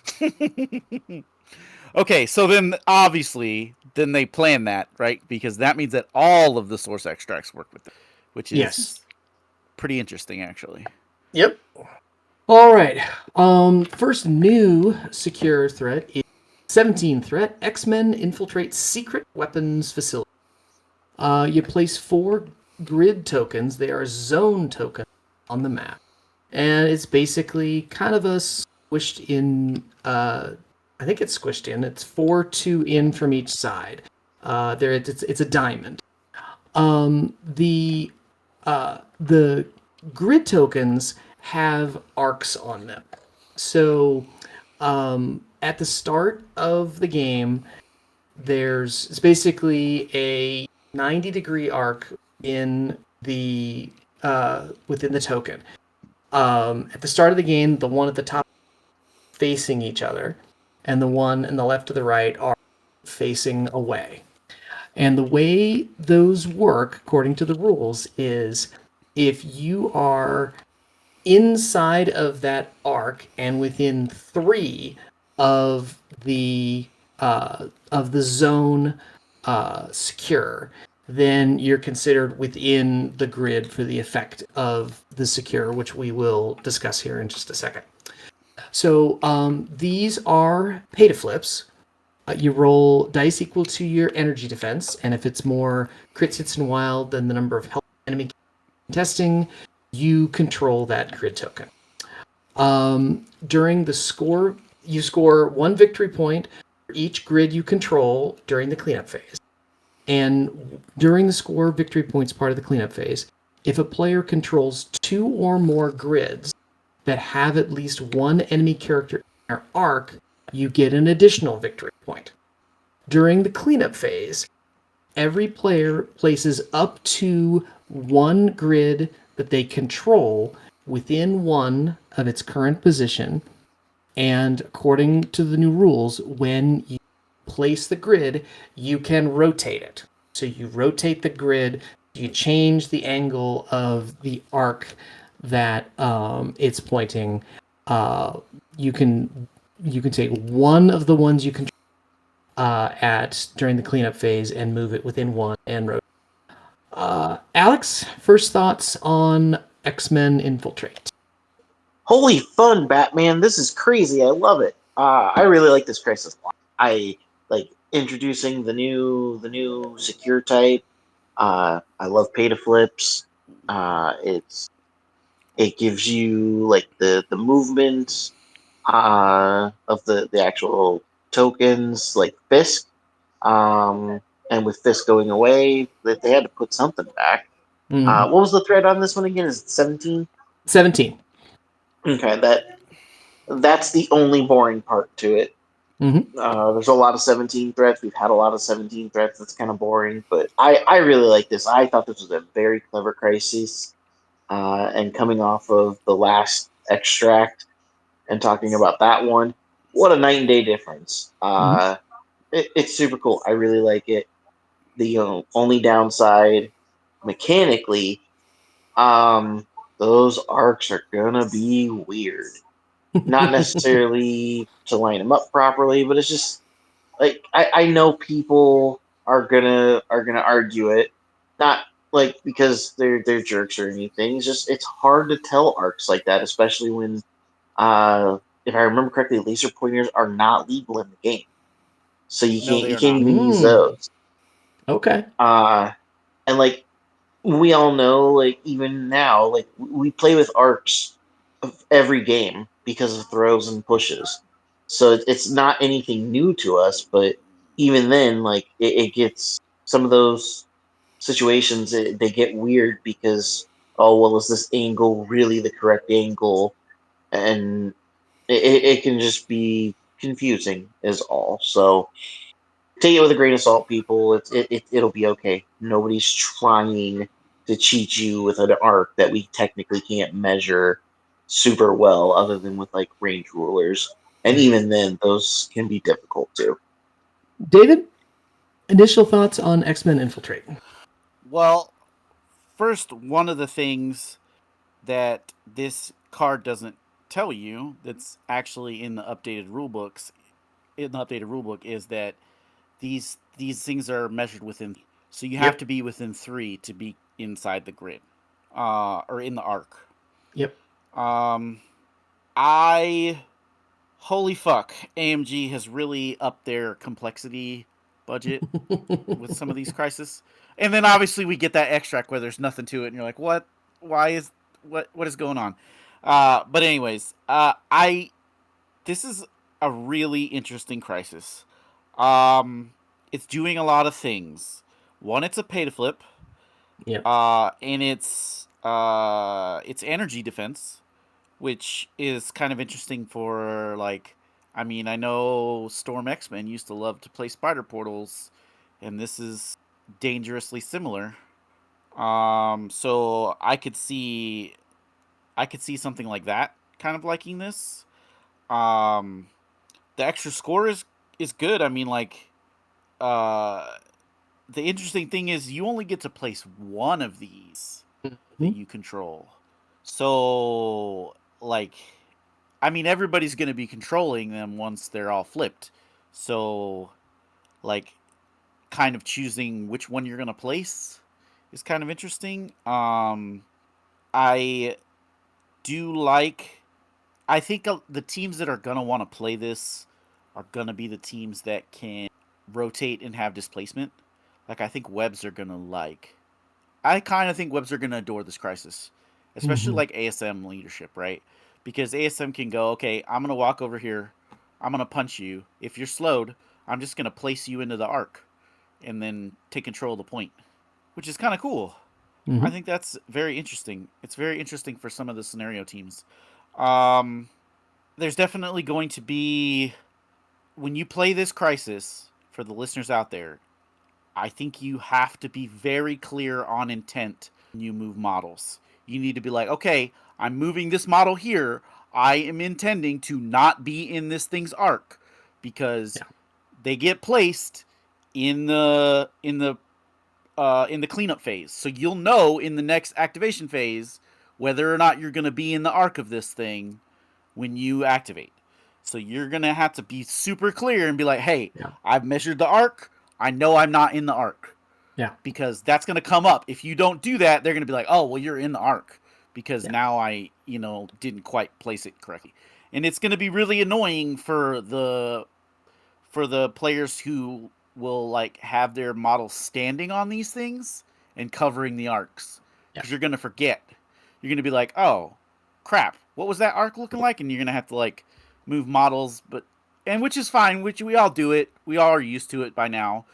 I imagine that at events there's gonna be judge calls over this, over figuring out arcs, but I mean, one more reason why I think chess clocks should be a thing, but whatever, because at least with something like this, it's not on your time. You can pause the clock and the judge call is it's on their time. Um Also, one more reason why you might want objective tokens that are made of neoprene that don't. yeah, don't move as easily, and yeah. and we can help you out with that, weapons. Just saying. I'm just saying. Uh I do really like this. I think it's very cool, and there's going to be, I mean, and any team that has any kind of like um out of activation movement where they can like the convo bump or like the web warriors glitch like being able to glitch out of these arcs Mhm. is going to be pretty good, because then like there's going to be situations where your opponent's going to have to question whether they attack this model or not because they're already in the arc. And if I attack them, what happens if they bump out of the arc? Do I just lose my bonus point that I had already like set up? It's going to be interesting to see what different types of teams do with these, because like I feel like some of the more fighty teams are going to try to push these things closer, and some of the scory teams are going to try to move them farther apart. So there's going to be an interesting like tug of war happening, especially since you can only move one of them. Right. I like the teams that have, like I was saying before, the ability to like move and displace. Something like the Wakandans could see a comeback on stuff like this, right? Because Black Panther's ability to go, I'm going to move, I'm going to pounce, I'm going to punch you, and I'm going to push you into this arc, and I'm going to flip this point because I have decent enough energy defense, which is cool. And you can keep in mind, you can pull people through yourself on these points, so you can pull them into the arc if they're on the other side of you. It's also going to be interesting for those characters that have ways to move you in your activation, like Shang-Chi with his little I'm going to walk and place you somewhere. Like, that could be pretty cool. Or something like Heroes for Hire, or the myriad of like reactives that can push you something like a Blob. Yeah, this Crisis is going to be interesting, and it's going to be interesting to see if like there's going to be teams that are going to try to set this up, and then your opponent's going to like kind of realize, oh, you're trying to set this up. Maybe I just need to go score this point, so now you don't get to control where the arc is. Right. Which is probably what you're going to have to do. So there's going to be this constant like battle over like, how do I control these and score this bonus point? And do you overexpose yourself trying to make it so that you're getting the bonus point? Like, it may not even be worth it. I guess that would be remain to be seen. I like it. I like that it's a pay to flip. I think it's interesting. I could see it'd be cool to see like maybe some stuff we haven't seen in a while, like Storm X-Men, just for these kind of crisis. Yeah, I think it's neat. JP, any thoughts on X-Men Infiltrate? I have two thoughts. Okay. One is this is the third pay to flip that involves energy defense, but it's the first pay to flip that involves energy defense that doesn't punish you for having a high energy defense. That always annoyed the shit out of me. That the only pay to flips that actually punished you for having a high defense were the energy ones. Right. Well, not just that, but just that there were pay to flips that punished you for having a high defense in general. I just didn't like that. Right. None of the other ones did, and it was like, it just seemed weird that they were energy, the ones that did. So we're breaking the streak, boys. Second thought is they are going to need an errata / FAQ for this thing, because I still don't know how to fucking play this. Like, I don't know what the rules are exactly. Like, do you guys know exactly how this plays? I think so. Okay, so you have to have 2 arcs. 2 arcs? Well, you have to control two. You have to control 2 grids, right? That have an enemy character. That have an enemy character in the arc. So, now I'm reading this. I think if you've got one character that's in 2 grid arcs, I think you get the victory point. Like if you've that's one of my questions. Yeah, I mean, I think the way that's written, I think you just have 2 grids that have at least one enemy character. I don't think it matters that it's the same one that 2 of the spotlights are pointing at. I think the language is really sloppy on it, and I can't get over it. I just don't know. I don't know how it plays. I understand you have to have 2 or more grids, And that's the only thing I understand. Okay. Then it goes on to say at least one character in their arc. So there's two problems with that. One is, how is it their arc? It should be their arcs, right? Like they're not sharing an arc. Like each one of Well- them has an arc. Does that mean that the character has to be in each of their arcs, plural? Or can it be you control two and there can be one enemy character within one of their arcs? Because it's only one arc. It only specifies one arc on the card. It doesn't pluralize arc.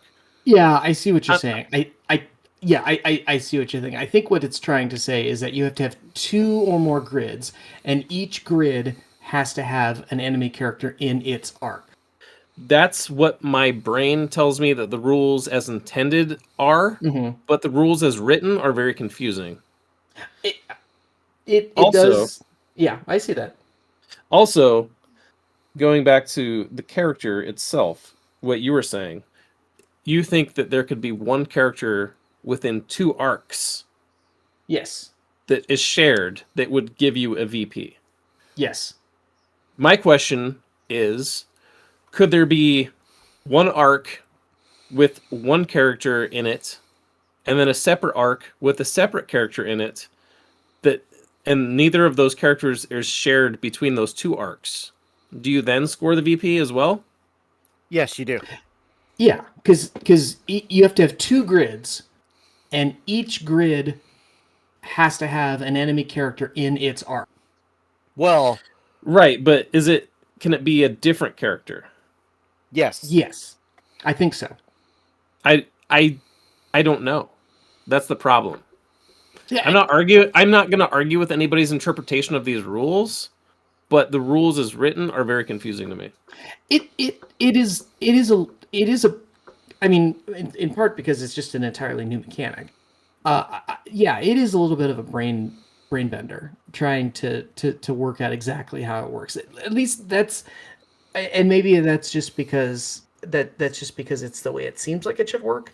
But Like the way I can interpret intention, right? But with historically, like interpreting intention is not always it's not always correct, right? Like Sure. case in point, Red Skull 3. Like what the Yes. fuck happened to that guy? Yeah. We got his rules and they're like, okay, we need an FAQ. And then the FAQ where we're just like, what the fuck? Like, really? This is Yeah. how this works mechanically. Okay, well, that's not what we were thinking at all. No, Thank you're you. not wrong. You're not wrong about that.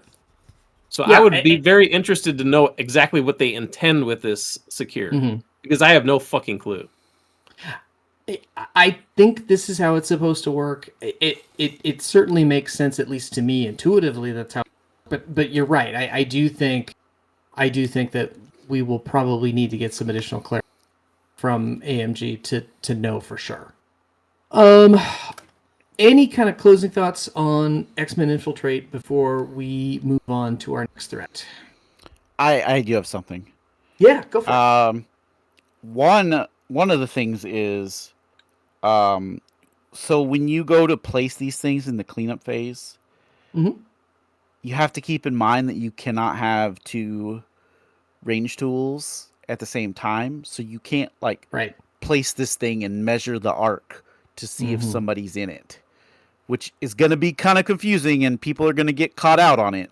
But yeah, you can't do that, which annoys me because it would be so much easier if you could just be like, I know this is within 1 and I'm just trying to make sure that you're within the range. But you can move it 1, pick the range tool up for 1, and then take the 3 out and then rotate it and use the 3 to rotate it, right? The problem is once you go to place the objective down, it's down. You can't because you're current. So when you go to measure the place 1, technically your range ruler has to be on the table for that range 1. Okay. Because it's not something that you would notice. You would notice it in TTS. TTS will definitely let you know that you can't do it. Just use your medium stick and call it a day. That's fine. Yeah, exactly. You could just line your medium stick up. They're close enough. Yeah. It's like it's like an inch shorter. but Yeah. it's fine. It should. I mean, you'll get this. You'll get the same idea. Yeah. Okay. That's a good point. That I didn't realize that was the technicality of the placement. So that's good. I'm glad you pointed that out. And the other thing about this is not checking to see if you're dazed. So you could have daze models in this arc and they count for the bonus VP. So I mean, fighty teams are going to go, okay, well, you're standing in the arc. I'm just going to daze you in the arc, and now you can't get out of it. Which is, I mean, I think that's probably what they. I mean, it gives the fightier teams an out to figure out how to score these things, which I think that's cool, and I like it. But yeah, keep in mind that daze characters don't count, like they still count for the thing, because it doesn't say. It just says if there's a healthy, or if there's an enemy character in the arc. It doesn't say anything about I see that. any other. Right. Okay, our next crisis is Power Overload. Factory goes up in flames. It is a 19. We have 4 power conduit points of interest on the map, but it's kind of a funky design. It's sort of an off-kilter diamond. You've got 2 on the top and bottom of the vertical mid-axis, 5 up. And then you have 2 on the sides that are off-center.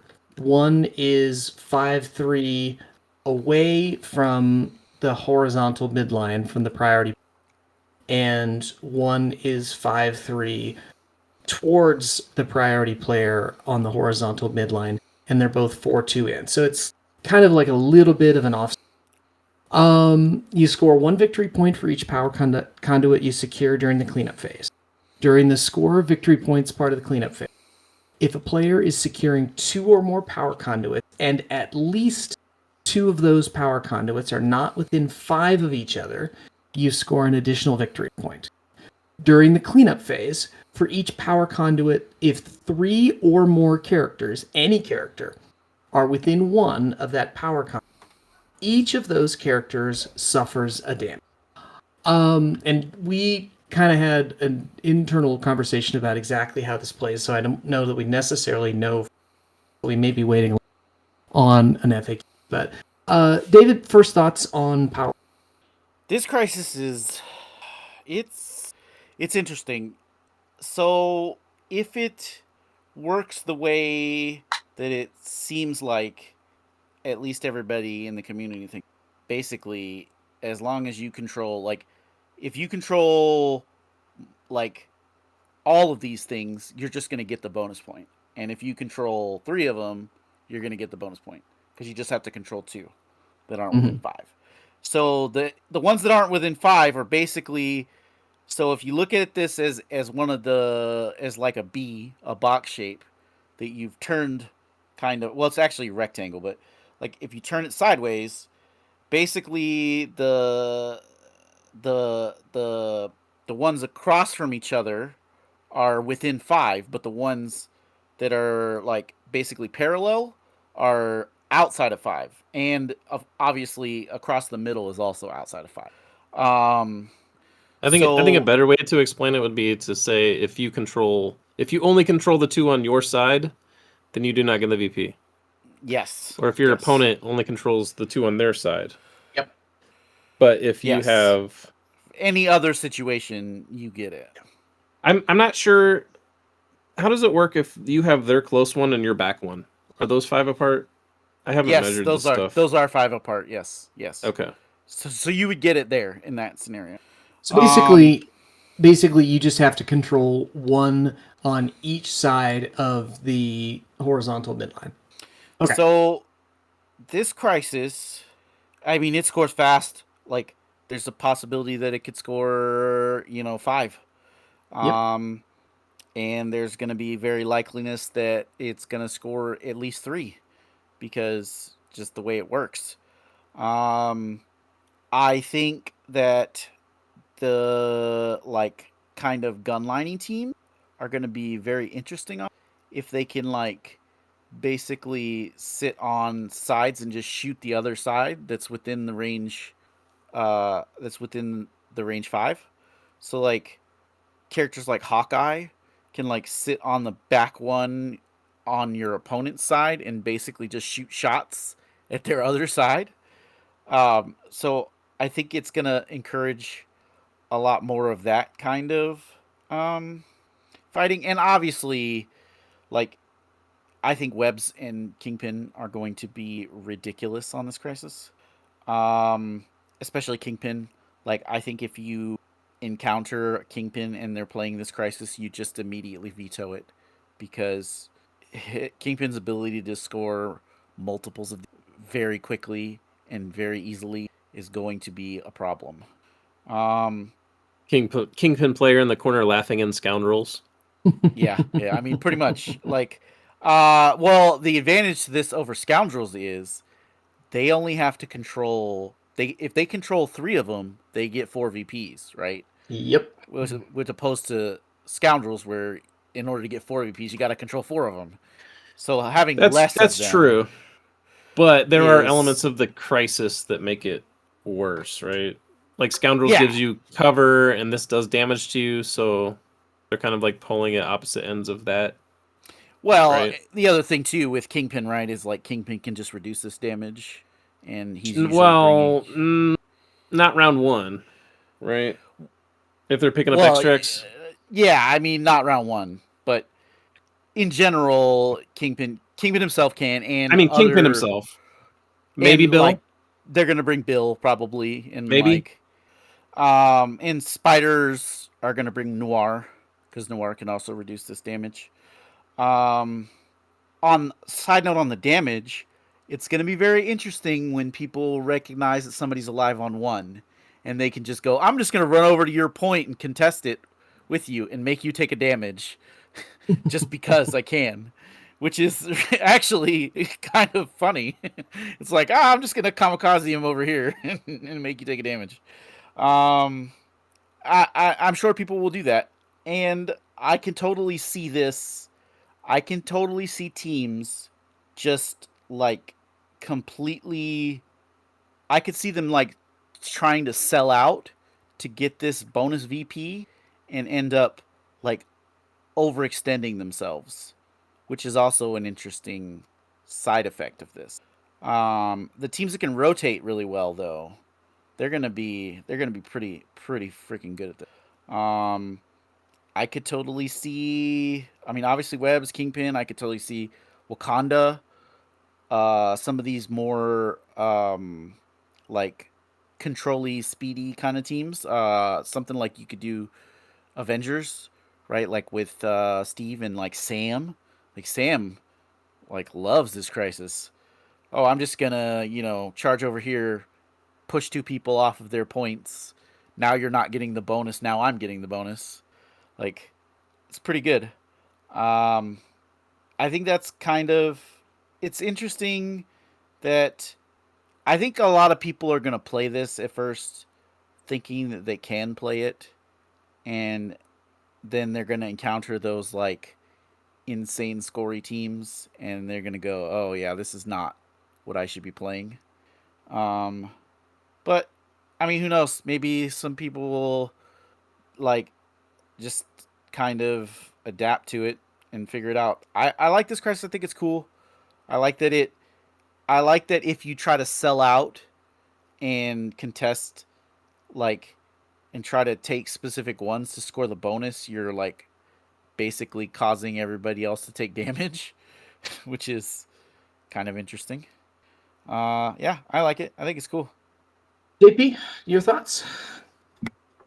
In a way, it kind of strikes me as the secure version of Paranoia.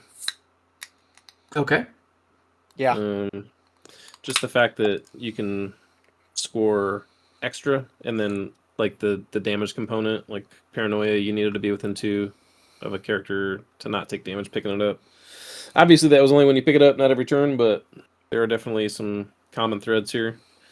I guess the advantage of this one is it's 19 instead of Paranoia 16, so you get more cushion for scenario play, and That's probably good if people are getting electrocuted all over. I do agree that this is going to be. It's definitely going to be like a Riot's replacement for like the scenario teams for sure. It's just going to score so fast relative to the rest of the pool. It's like the scenario teams are just going to start with power overload and scoundrels for sure. I think it's cool. I like it. I think it's an interesting.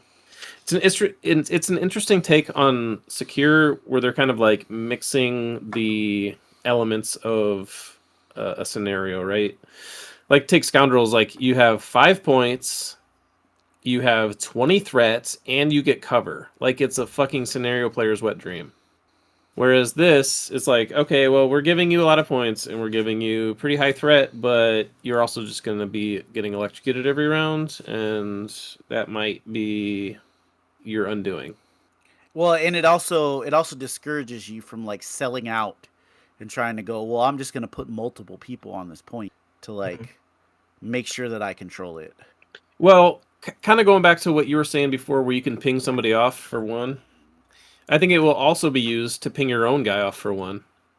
Yeah, right. Because I can see that. Like anyone who's played this game, like if you start a round with like 2 people on one or something, that round is going to go very poorly for you. Yeah, like, very, very poorly. Like it might lose you the game.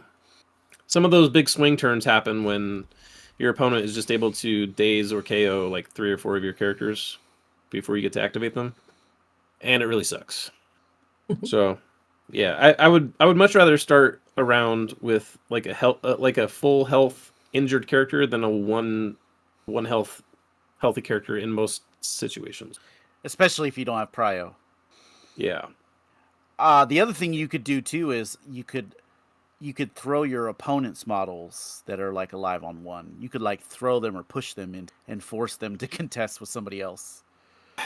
I have But mixed that's going to feelings be about harder. that. That's going to be harder to do for sure. I mean, you could probably get the same result just by throwing them into a building or something. Yeah. And then they're not even on the point. I also have kind of mixed feelings about dazing characters after they've activated when they're on one. Like they've already done their thing. Like if we're intentionally trying to daze a character who's on one in the cleanup phase after they've already scored, like I don't know how I feel about it. There's a lot of times when you want to leave characters on one so that you have an advantage into the next round. So I mean, it will be good for sure. And like injured characters on one, 100%. Like let's get that guy off the board before the next round even starts. But yeah, it's cool. I like the dynamic of it. I'll be interested to see how it plays. It's definitely going to be a scenario player's Secure though. Alex, any additional thoughts on this one? No, I mean, David and JP covered it really well. I think it's neat that it's got the downside with the having 3 characters and they take damage. I think that's cool. It's very thematic. I like it. It's going to be fun. I'm excited to play it. All right. Our next crisis is a 20 threat. Survivors search for safe shelter. You place 3 shelter tokens, points of interest, on the map, and it's in kind of a funky off-centered diamond. You've got not a diamond, a triangle.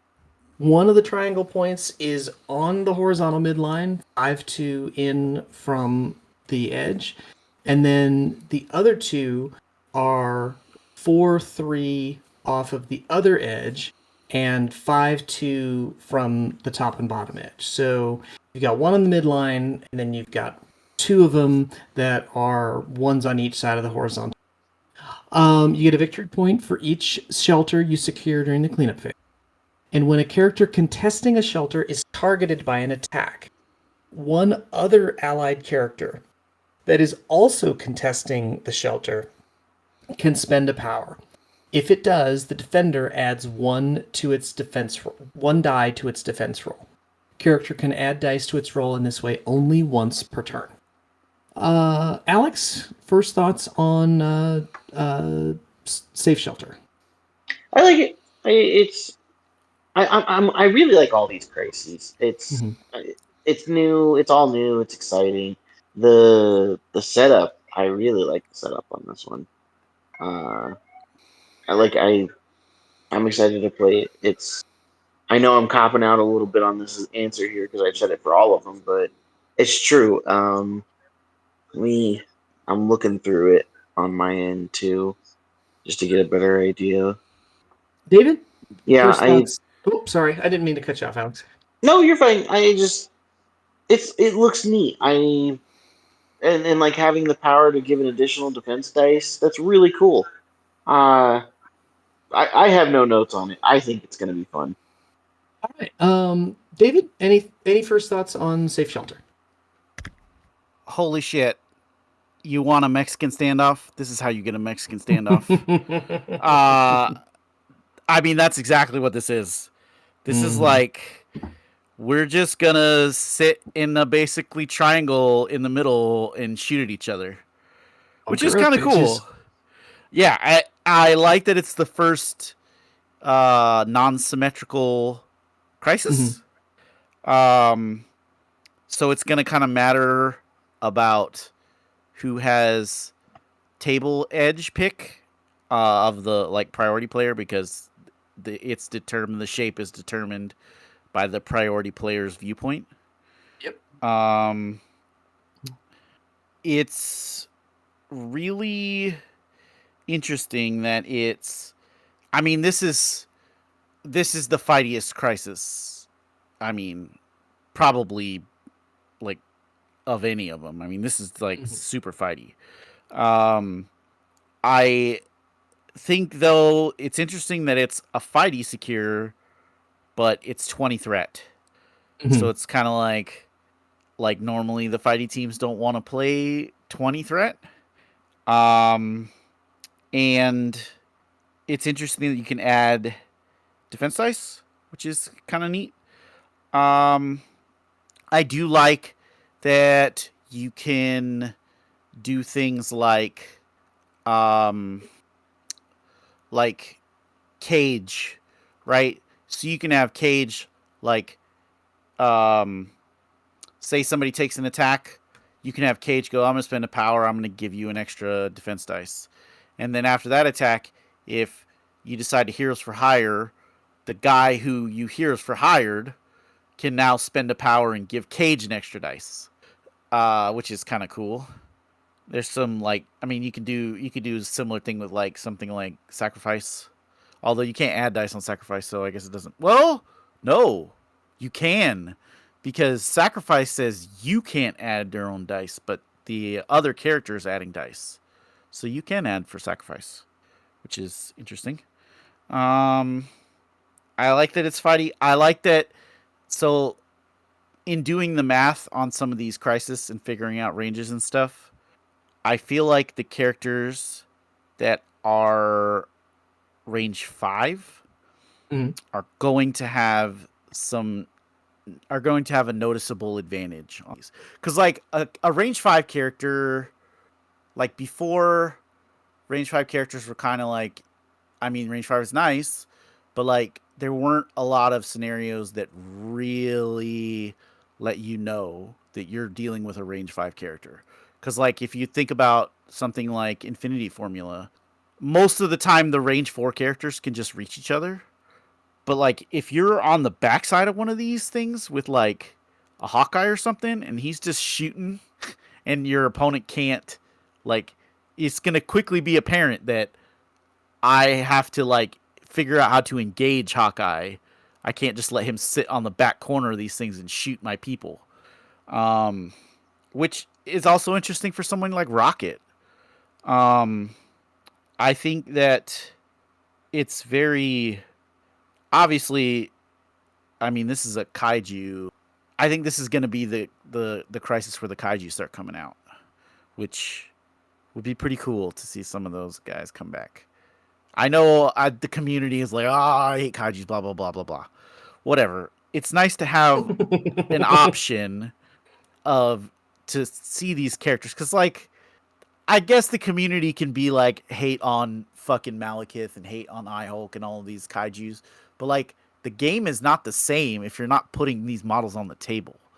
And so I like the fact that they are trying to incentivize Crisis where maybe these characters are good and but not have an entire like set of Crisis where all of these characters are good.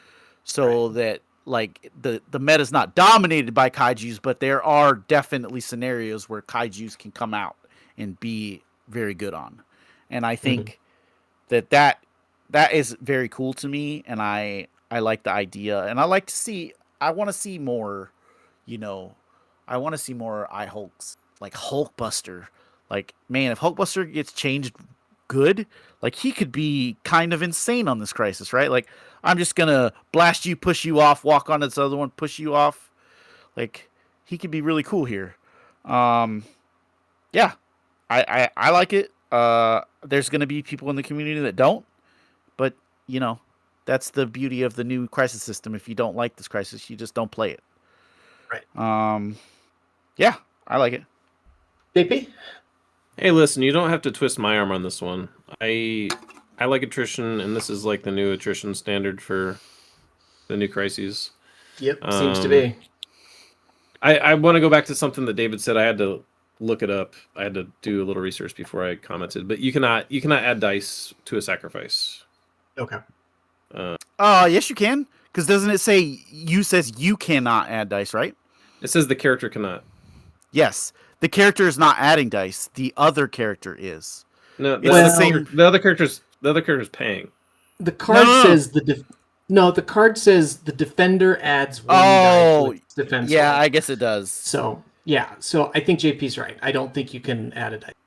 Yeah, because like Strange, Yep. like Strange says he's adding dice, I believe. Right. Okay. You're right. I don't think it even says, because you can't add strange dice either. Yes, you can. Can you? You 100% can on sacrifice. Yeah. Let me look it up. Just for everybody listening, we don't want to put them on something wrong. If we can help it. Let's see. This character adds two dice. Okay, so you can use it on. You can use strange to add dice on a sacrifice. Yeah. All right. So, I think this is the new E crisis basically.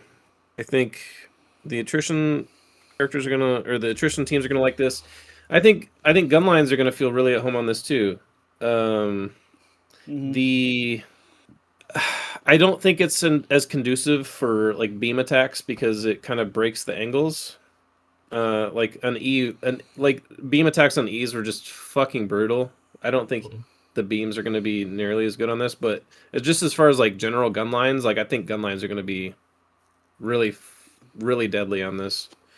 Just because you have kind of a quote unquote safer back point to sit on, but you can also reach everything else. And I think you could probably put together a decent gun line between like the midpoint and your back point to where you're kind of like able to concentrate fire on wherever you want and still be sitting on 2 points. Yeah, and then I'm kind of echoing here on what I think David was talking about it, but kind of going back to like them changing levels on the crises. Like, okay, so this is only 3 points that you can get, but it's 20 threat, and the special rule is you can add defense dice. So it's adding a lot of elements of survival and objective play, right? So I think that's kind of cool. It's not a 15 threat E where if you move off of it too far you get damaged. Yeah, exactly. Like, I fucking loved Gamma, but like that shit was very skewed for attrition. I think they've learned a little bit, and they can kind of strike a balance. So I'm excited to play this one actually. Alex, any thoughts on this one? I like it. I mean, I'm sorry, my headset was cutting out a little bit there. We're still talking about this the funky diamond one that gives additional dice, right? Yes, sir. I said my comments at the beginning. All right. So our final crisis is assault ships make sweeping search. It is a 16 threat secure. You have 4 spotlight tokens, points of interest, and we've got another parallelogram where it's a little bit further stretched out than the extract one. It's 4-3 up and in for one, and then 4 in and 4-3 up for the other one. So it's like you have a box that's skewed a little bit, but it's further stretched out. You get 1 victory point for each spotlight you secure during the cleanup phase. Once per turn, when a character is attacking during its activation, if the defender is within 2 of a spotlight, the attacker may re-roll 1. David, thought on assault ships? I mean, I assume like everybody like me is noticing a trend to that, like maybe the gunliney teams, like this is really good for a gunliney team. Being able to just go, okay, I'm gonna shoot at you, and now I get a reroll, and can you outshoot me with my reroll? The teams that can unlock skulls are going to absolutely love this because they're usually bringing their own rerolls as well. Yep. So now it's like, oh shit, Zemo's got fucking Master Swordsman and he's got 2 attack rerolls on this. Like, ugh, it's gonna be real good for Shield. And maybe Kang, but Kang has his own issues. I This crisis is very interesting in the fact that you don't have to actually be contesting it for your opponent to get a reroll on you. So, like, the characters that can just go, I'm just going to throw you or push you off this point, but I'm going to keep you within 2 so that I can get a reroll on you is interesting. Right. I also kind of, I think, like, your stealth characters might excel at this crisis because if you want to engage them and get the reroll, you're going to have to get off your point to do it. And you're going to have to either like be somewhere in limbo or you're going to have to be in range and now I get rerolls on you. Which is I think I like it. I like it's like an interesting dynamic of like it's fighty, but it's also 4 points, so it's not super slow. I mean, it's not super fast either, but it's not like dangerously slow. And it's just positioned in a way where I think your your range and your line of sight stuff is gonna start to matter. Because man, you're gonna get like, I mean, it's gonna get killy. Like, all of a sudden, you like start giving characters that have like maybe 1 reroll. Now they start having 2, and you're like, this is gonna go downhill very quickly. I really like it. I think it's cool. It's interesting that it's a 16. But yeah, I like it. JP, what do you think about assault ships? I think assault ships is really cool. I like the new shape. I think it creates some interesting scenarios or board states. I think that the kind of to go back to what Dave was saying, I think it does give some ammo back to the gun lines based on it's like asymmetric, but it's also like kind of symmetric in the way that like meteors is symmetric / asymmetric. Like you're gonna have like your back left secure is going to be kind of like your safer one, and then your right back secure is going to be the secure that you can probably reach both of their secures from. if you have enough range, right? So that would be kind of the secure where you would set up most of your gun line, and then on the left one you could just deny flank with kind of what David was saying, like a stealth character possibly, or someone who's just kind of tanky. But it's like it's tight enough to where you can really flex your range. If you have like a range 4/5 team, you can really have a lot of threat range to kind of dictate what's going on for the fighting, right? And also the threat value at 16 is really good, and just having I'm trying to like imagine a board state where like you're not getting rerolls on like almost every attack. Like it's got to be kind of wild, because like how much distance is there between like two of the closer diagonals? Like your opponent's back right and your back left. Well, I guess if you're on your opponent's side, the back right. But the two in the left hemisphere, like what's the distance between those? Like, cause it like two range 2s is like 6 inches, right? Plus you have a base in between to measure from, or measure to, I guess. So when I did the breakdown of the measurements of this, so a large base can stand between either of the basically, if you like, since it's like basically if you stand between your point and your opponent's point, like on there's the gap one of the two hemispheres, like the left or right. Yeah, so there's a gap over the size of a large base. So a large base could go between it and not get rerolls. Really? Basically, yeah. Interesting. But that's about it. So like a long move can move between these. And range 5, so like if you have a range 5 character sitting on your right point, they can reach the two opposite sides of your opponent's side of the table. Yeah, that's kind of what I was expecting. Which again, I think the range 5 characters, like, they're gonna be like, it's interesting to see a scenario where that kind of, because like even in something like Infinity, right? If I have a range 5 character, I can only shoot across from me. I can't shoot, diagonal or, to the other side. But in this way, if you position correctly with a range 5 character, you can shoot all 3 points.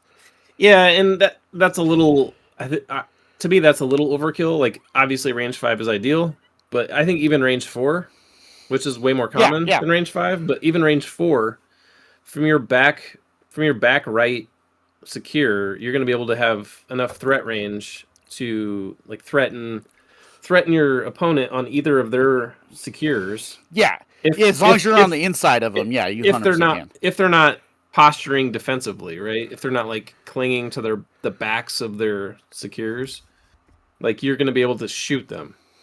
If they posture in any kind of way to like aggressively, you're gonna be able to reach out and touch them. So I think it's definitely going to be an attrition secure. I don't think you run this as a scenario team. Like, obviously there's 4 points out there instead of 3, which is not ideal, but I think with the rerolls and the possibility of setting up gun lines and stuff, this is the 16 threat. Like, I think this is a pretty ideal attrition scenario. I do like it. I don't know how well it will do for like melee range type attrition. It might be fine. I don't know. Depends on how many charges you have, possibly, but like gun lines, I think are really going to excel for sure. I think the long movers with charge are gonna have a lot of value here. Oh, you mean Zemo? Yeah, Zemo, Namor. Well, Namor's 5 threat. We got Zemo splash everywhere. Zemo's just gonna be running around, doing his thing. And I like Echo, obviously. I think Prowler has some play here. Um, I I think you could do like a more melee focused kind of team, but I think they would have to be super mobile to really make that work. Yeah, I'm trying to. It's all theoretical, right? I haven't played it, let alone with like a. I haven't played it with a melee team, let alone played it at all. But it's it definitely has a lot of hallmarks of a good attrition secure. Given if you have the correct elements, right? Either ranged or like fast chargers. But even fast chargers, I don't know. I definitely think it favors a gun line that has 100%. like layered nuance, like reroll bubbles and things. Like I think it's just going to be kind of a gunline wet dream. Yeah, I mean the Shield is gonna absolutely like Shield just loves this. This is probably Shield's best crisis by far. I mean, I think Guardians are going to be good on it too. Oh yeah, Guardians are gonna be fantastic on it. Yeah. I think maybe we'll see a little bit of return to the gun lines with the assault ships and the survivors, which is cool. Yeah, I think that's good. I would also say shout out to the characters that prevent rerolls, like Cat and Panther and Tigra and Medusa and Angela. Are those the only ones that prevent rerolls? I think it's all of them, right? I think so. But shout out to those characters. They might be pretty solid on something like this. Hey, listen, Angela's going to have a hell of a buff for me to shout that bitch out. Yeah. Yeah, Angela for sure. And Tigra, right? Like those two probably just don't get played, but Cat Cat's going to get played. So Cat's going to excel at this, and I think you could make a case for something like Bass Panther. He's fine. Yeah. Alex, any thoughts on this one? I am excited to see this one with the new hammers. Get an extra attack dice if you're within 2, and you get a reroll on top of it. That's gonna be something else. Yeah. I like the oblong shapes. Those are really cool. I'm digging the setups with these crises. It's not as much as of a letdown as War of Kings crisis setup was. Okay. Because some of those were great. Others were like, man, good job AMG with Deadline. That's a D that's just closer. Or Inhuman Weapons. Wow, this is a C with an extra step. Like I'm liking these setups more than I did War of Kings. Okay. All right. Well, we've already put together a pretty chunky podcast. So let's just kind of go round the horn real quick. No, we can't. We're missing a crisis. They added a crisis back. That's fair. Added. Yep, that's true. They added what in. The heck is it called? It was. It's the one that came from the War Kings that was not played. It was Strike Team Secures Shield Relay. So, do we want to go through that one real quick? We can do that. Yeah, I think we should. I mean, they added it to the Challenger Pack. We should definitely talk about it. It is secure. It's a 17 threat. It's a diamond.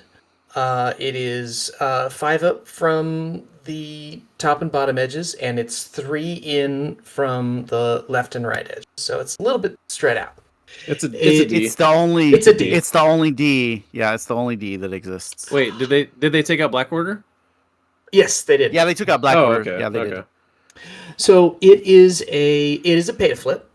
Your roll dice equal to your physical defense. If it contains more crits, hits, and wilds than the number of the enemy characters, you control it. Characters within 2 of a generator they control may reroll 1 die in their defense rolls. So, what do we think about the new to us Strike Team Relay? Alex, let's start with you. Uh, I'm sorry. I gotta look at it again. Okay. So I've got it pulled up now. Okay. So okay, this is another pay to flip. Okay, yeah, Yep. yeah. So does that mean we have 5 pay to flips, or is there only 4 still? I think it's 4. I was looking at that. It's Meteors, Guardians, Mutant Madmen, and Strike Team. Okay. So you can't force all 5. No. There is 5 because Is you there forgot 5? about the X-Men. The Oh, X-Men infiltrate weapons facility. is the That one's X-Men? a pay to flip Okay. too. Is that one a pay to flip? Yep. Yep. So there are 5 pay to flips. So you can force All right. your opponent to play a pay to flip. Okay, I take that back from my previous statement about the secures or not Yep, it secures, sure is. the gumballs, sources. That's what they're called. Yep. Okay. I mean, this crisis is fine. It's nothing to write home about, but it's not. It's not garbage or anything like that. I'm just happy to see that I can put all 5 beta flips on my fucking list now. So get wrecked. David? I mean, obviously, when they showed this crisis, because this came with the War of Kings, Yep. I immediately went, they can't allow Webs to play this, right? Like, they can't. And they didn't. But now we got it. So, I think, I mean, Webs are going to be really good at this. Mhm. Like, double rerolls, like, and skulls. They're going to be a pain in the ass. And it's a D, which we all know. I mean, that's what Webs want to play.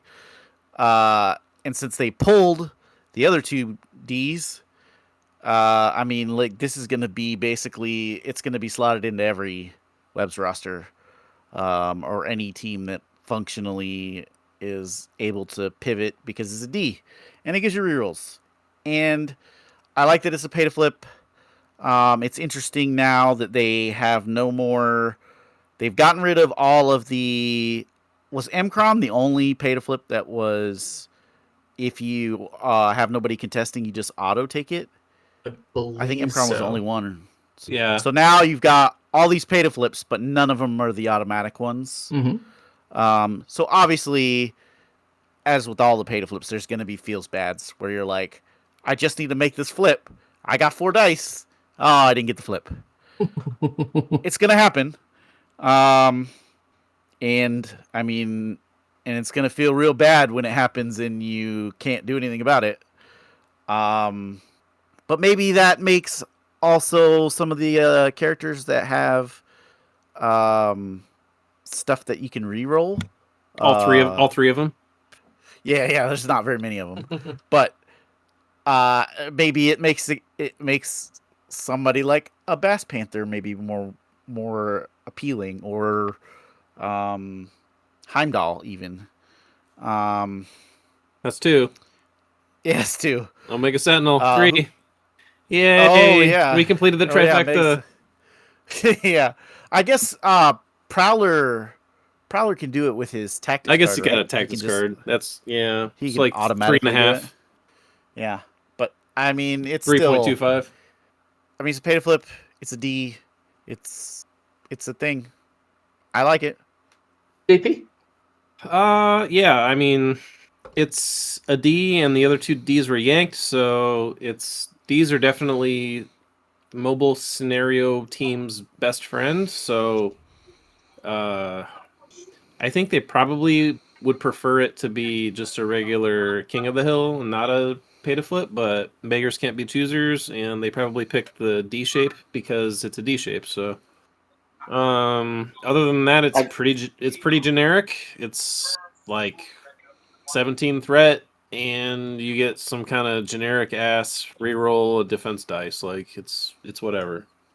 Nothing. They're not like reinventing the wheel here, but it'll be solid, and it will be included in a lot of lists probably. JP, I wanted to mention. You said they yanked the D's. I'm very disappointed you didn't make a webs joke and say like they web yoinked it or they web pulled it. Like that's kind of sad you didn't make that joke. I left it open for a "that's what she said" joke, but nobody took it. So That's I fair. feel, I made one already, so like I feel like we got to lean on the other two. I feel like yoinking the D is just very much there for the taking. that's what she said. That's what she said. All right. So let's if webheads, if you've made it this far, God bless you. Let's put a pin in this thing. So let's we'll talk in a future episode once we've had a chance to get a little more game time in with these. We can be thinking through some winners and losers. I think we've all got some basic ideas, and we want to hear from you or on the socials thing. But let's just do one big takeaway from everybody. So, David, we'll start with you. What's your one big takeaway with the new crisis? The new set of 12 crisis that is going to be we're going to be playing on starting on June 12th. I will say that I like that AMG has made a conscious effort. I think they've kind of recognized that players will look at their rosters and they'll just go, I'm good at these crises. I'm going to take all of these similar crises. And so they've slowly started to make it so that there's just not similar crisis. And it's going to create like variance in that you're going to have to be a little more prepared for a lot of everything. Mm-hmm. And you're going to have a lot more like plans. And there's going to be a lot of like, a lot of rosters are going to start looking at taking specific tech pieces for specific crisis. I think that's a very cool dynamic, and I think it will lead to more players kind of figuring out that some of these characters that nobody really plays anymore, that were once like good at some of this stuff, all of a sudden might be really good at a few of these, maybe be able to like leverage that, which is cool. And it'll not be nice to see, like, I think you could totally see like Storm X-Men coming back. I think you could totally see Mystique coming back with, especially with these source extracts. I'm interested to see how it all shakes out, and I'm excited that it's gonna make the meta not feel stale, and that it's like, oh, I'm just gonna take my Kingpin roster and go, I'm gonna dominate you on secures. Okay, cool. Um, which I think is good for the game, and I think it'll lead to a more dynamic. And there's probably even going to be more teams that are going to take, or more rosters that are going to have, like, they're going to be dual affiliated, just because it's easier to be like, I have a plan for these, like, 3 crisis, and then I have a side plan for these 2 or 3 crisis, right? Which is cool. I like it. JP, any kind of one big takeaway from our new reality for the next year? I honestly kind of I have mixed feelings about everything. I think they've shown that they've learned some things by some of the rotations and new inclusions. They've learned some things mechanically that some people may have argued didn't work. And they've like changed those for the better for those people who would have that opinion. I'm not sold on the source mechanic. I don't know if I love it. It's a way to play the game. We'll say that. Okay. I mean, you can definitely play the game like this. I don't know if it's for the better though. Only time will tell. I am reserving judgment until I can really get some reps in with them, but I really like the way the game plays with extracts that are just normal traditional extracts. So I'm resistant to that change. It feels like it's partially to address some of the mechanics, like some of the steel mechanics, without directly addressing the steel mechanics, which is one way to do it, I guess. But like it kind of reminds me of like the throw change, right? Okay. Like, how do we make throws not as good? Well, let's not nerf the characters. Let's just nerf throws in general. It's taking away it's taking away some of the expression from the game, I guess. I don't know a better way to say it. Okay. It's just like taking away nuance, and it's replacing it with just kind of like a binary thing. Which is, I mean, it's still playable, right? It's not like it breaks the game or like makes it dog shit, but I just don't know if I think it's for the best. And obviously there's going to be mixed opinions on it regardless. Like there's not going to be like an objective united opinion on everything, but Right. personally, I don't know if I like the sources. And last, the pay to flips. You would think that after sitting on this game for like 5-6 years, whatever it is, like they would have figured out that people kind of fucking hate pay to flips, or like there's a contingent of players who hate pay to flips, and I'm one of them because it's just so random and it's so impactful to the game. Like, okay, I need to flip this, or like my opponent, like the difference between flipping a point and not flipping a point is like that's 2 points, two victory points basically, right? Because like your opponent's scoring 1 and you're not, or if you flip it, you're scoring 1 and your opponent's not. So putting that on a dice roll feels real fucking bad, like a lot. And then just being able to like fail an uncontested flip is ridiculous. And then they take out the only secure that actually has an auto pass on uncontested flips.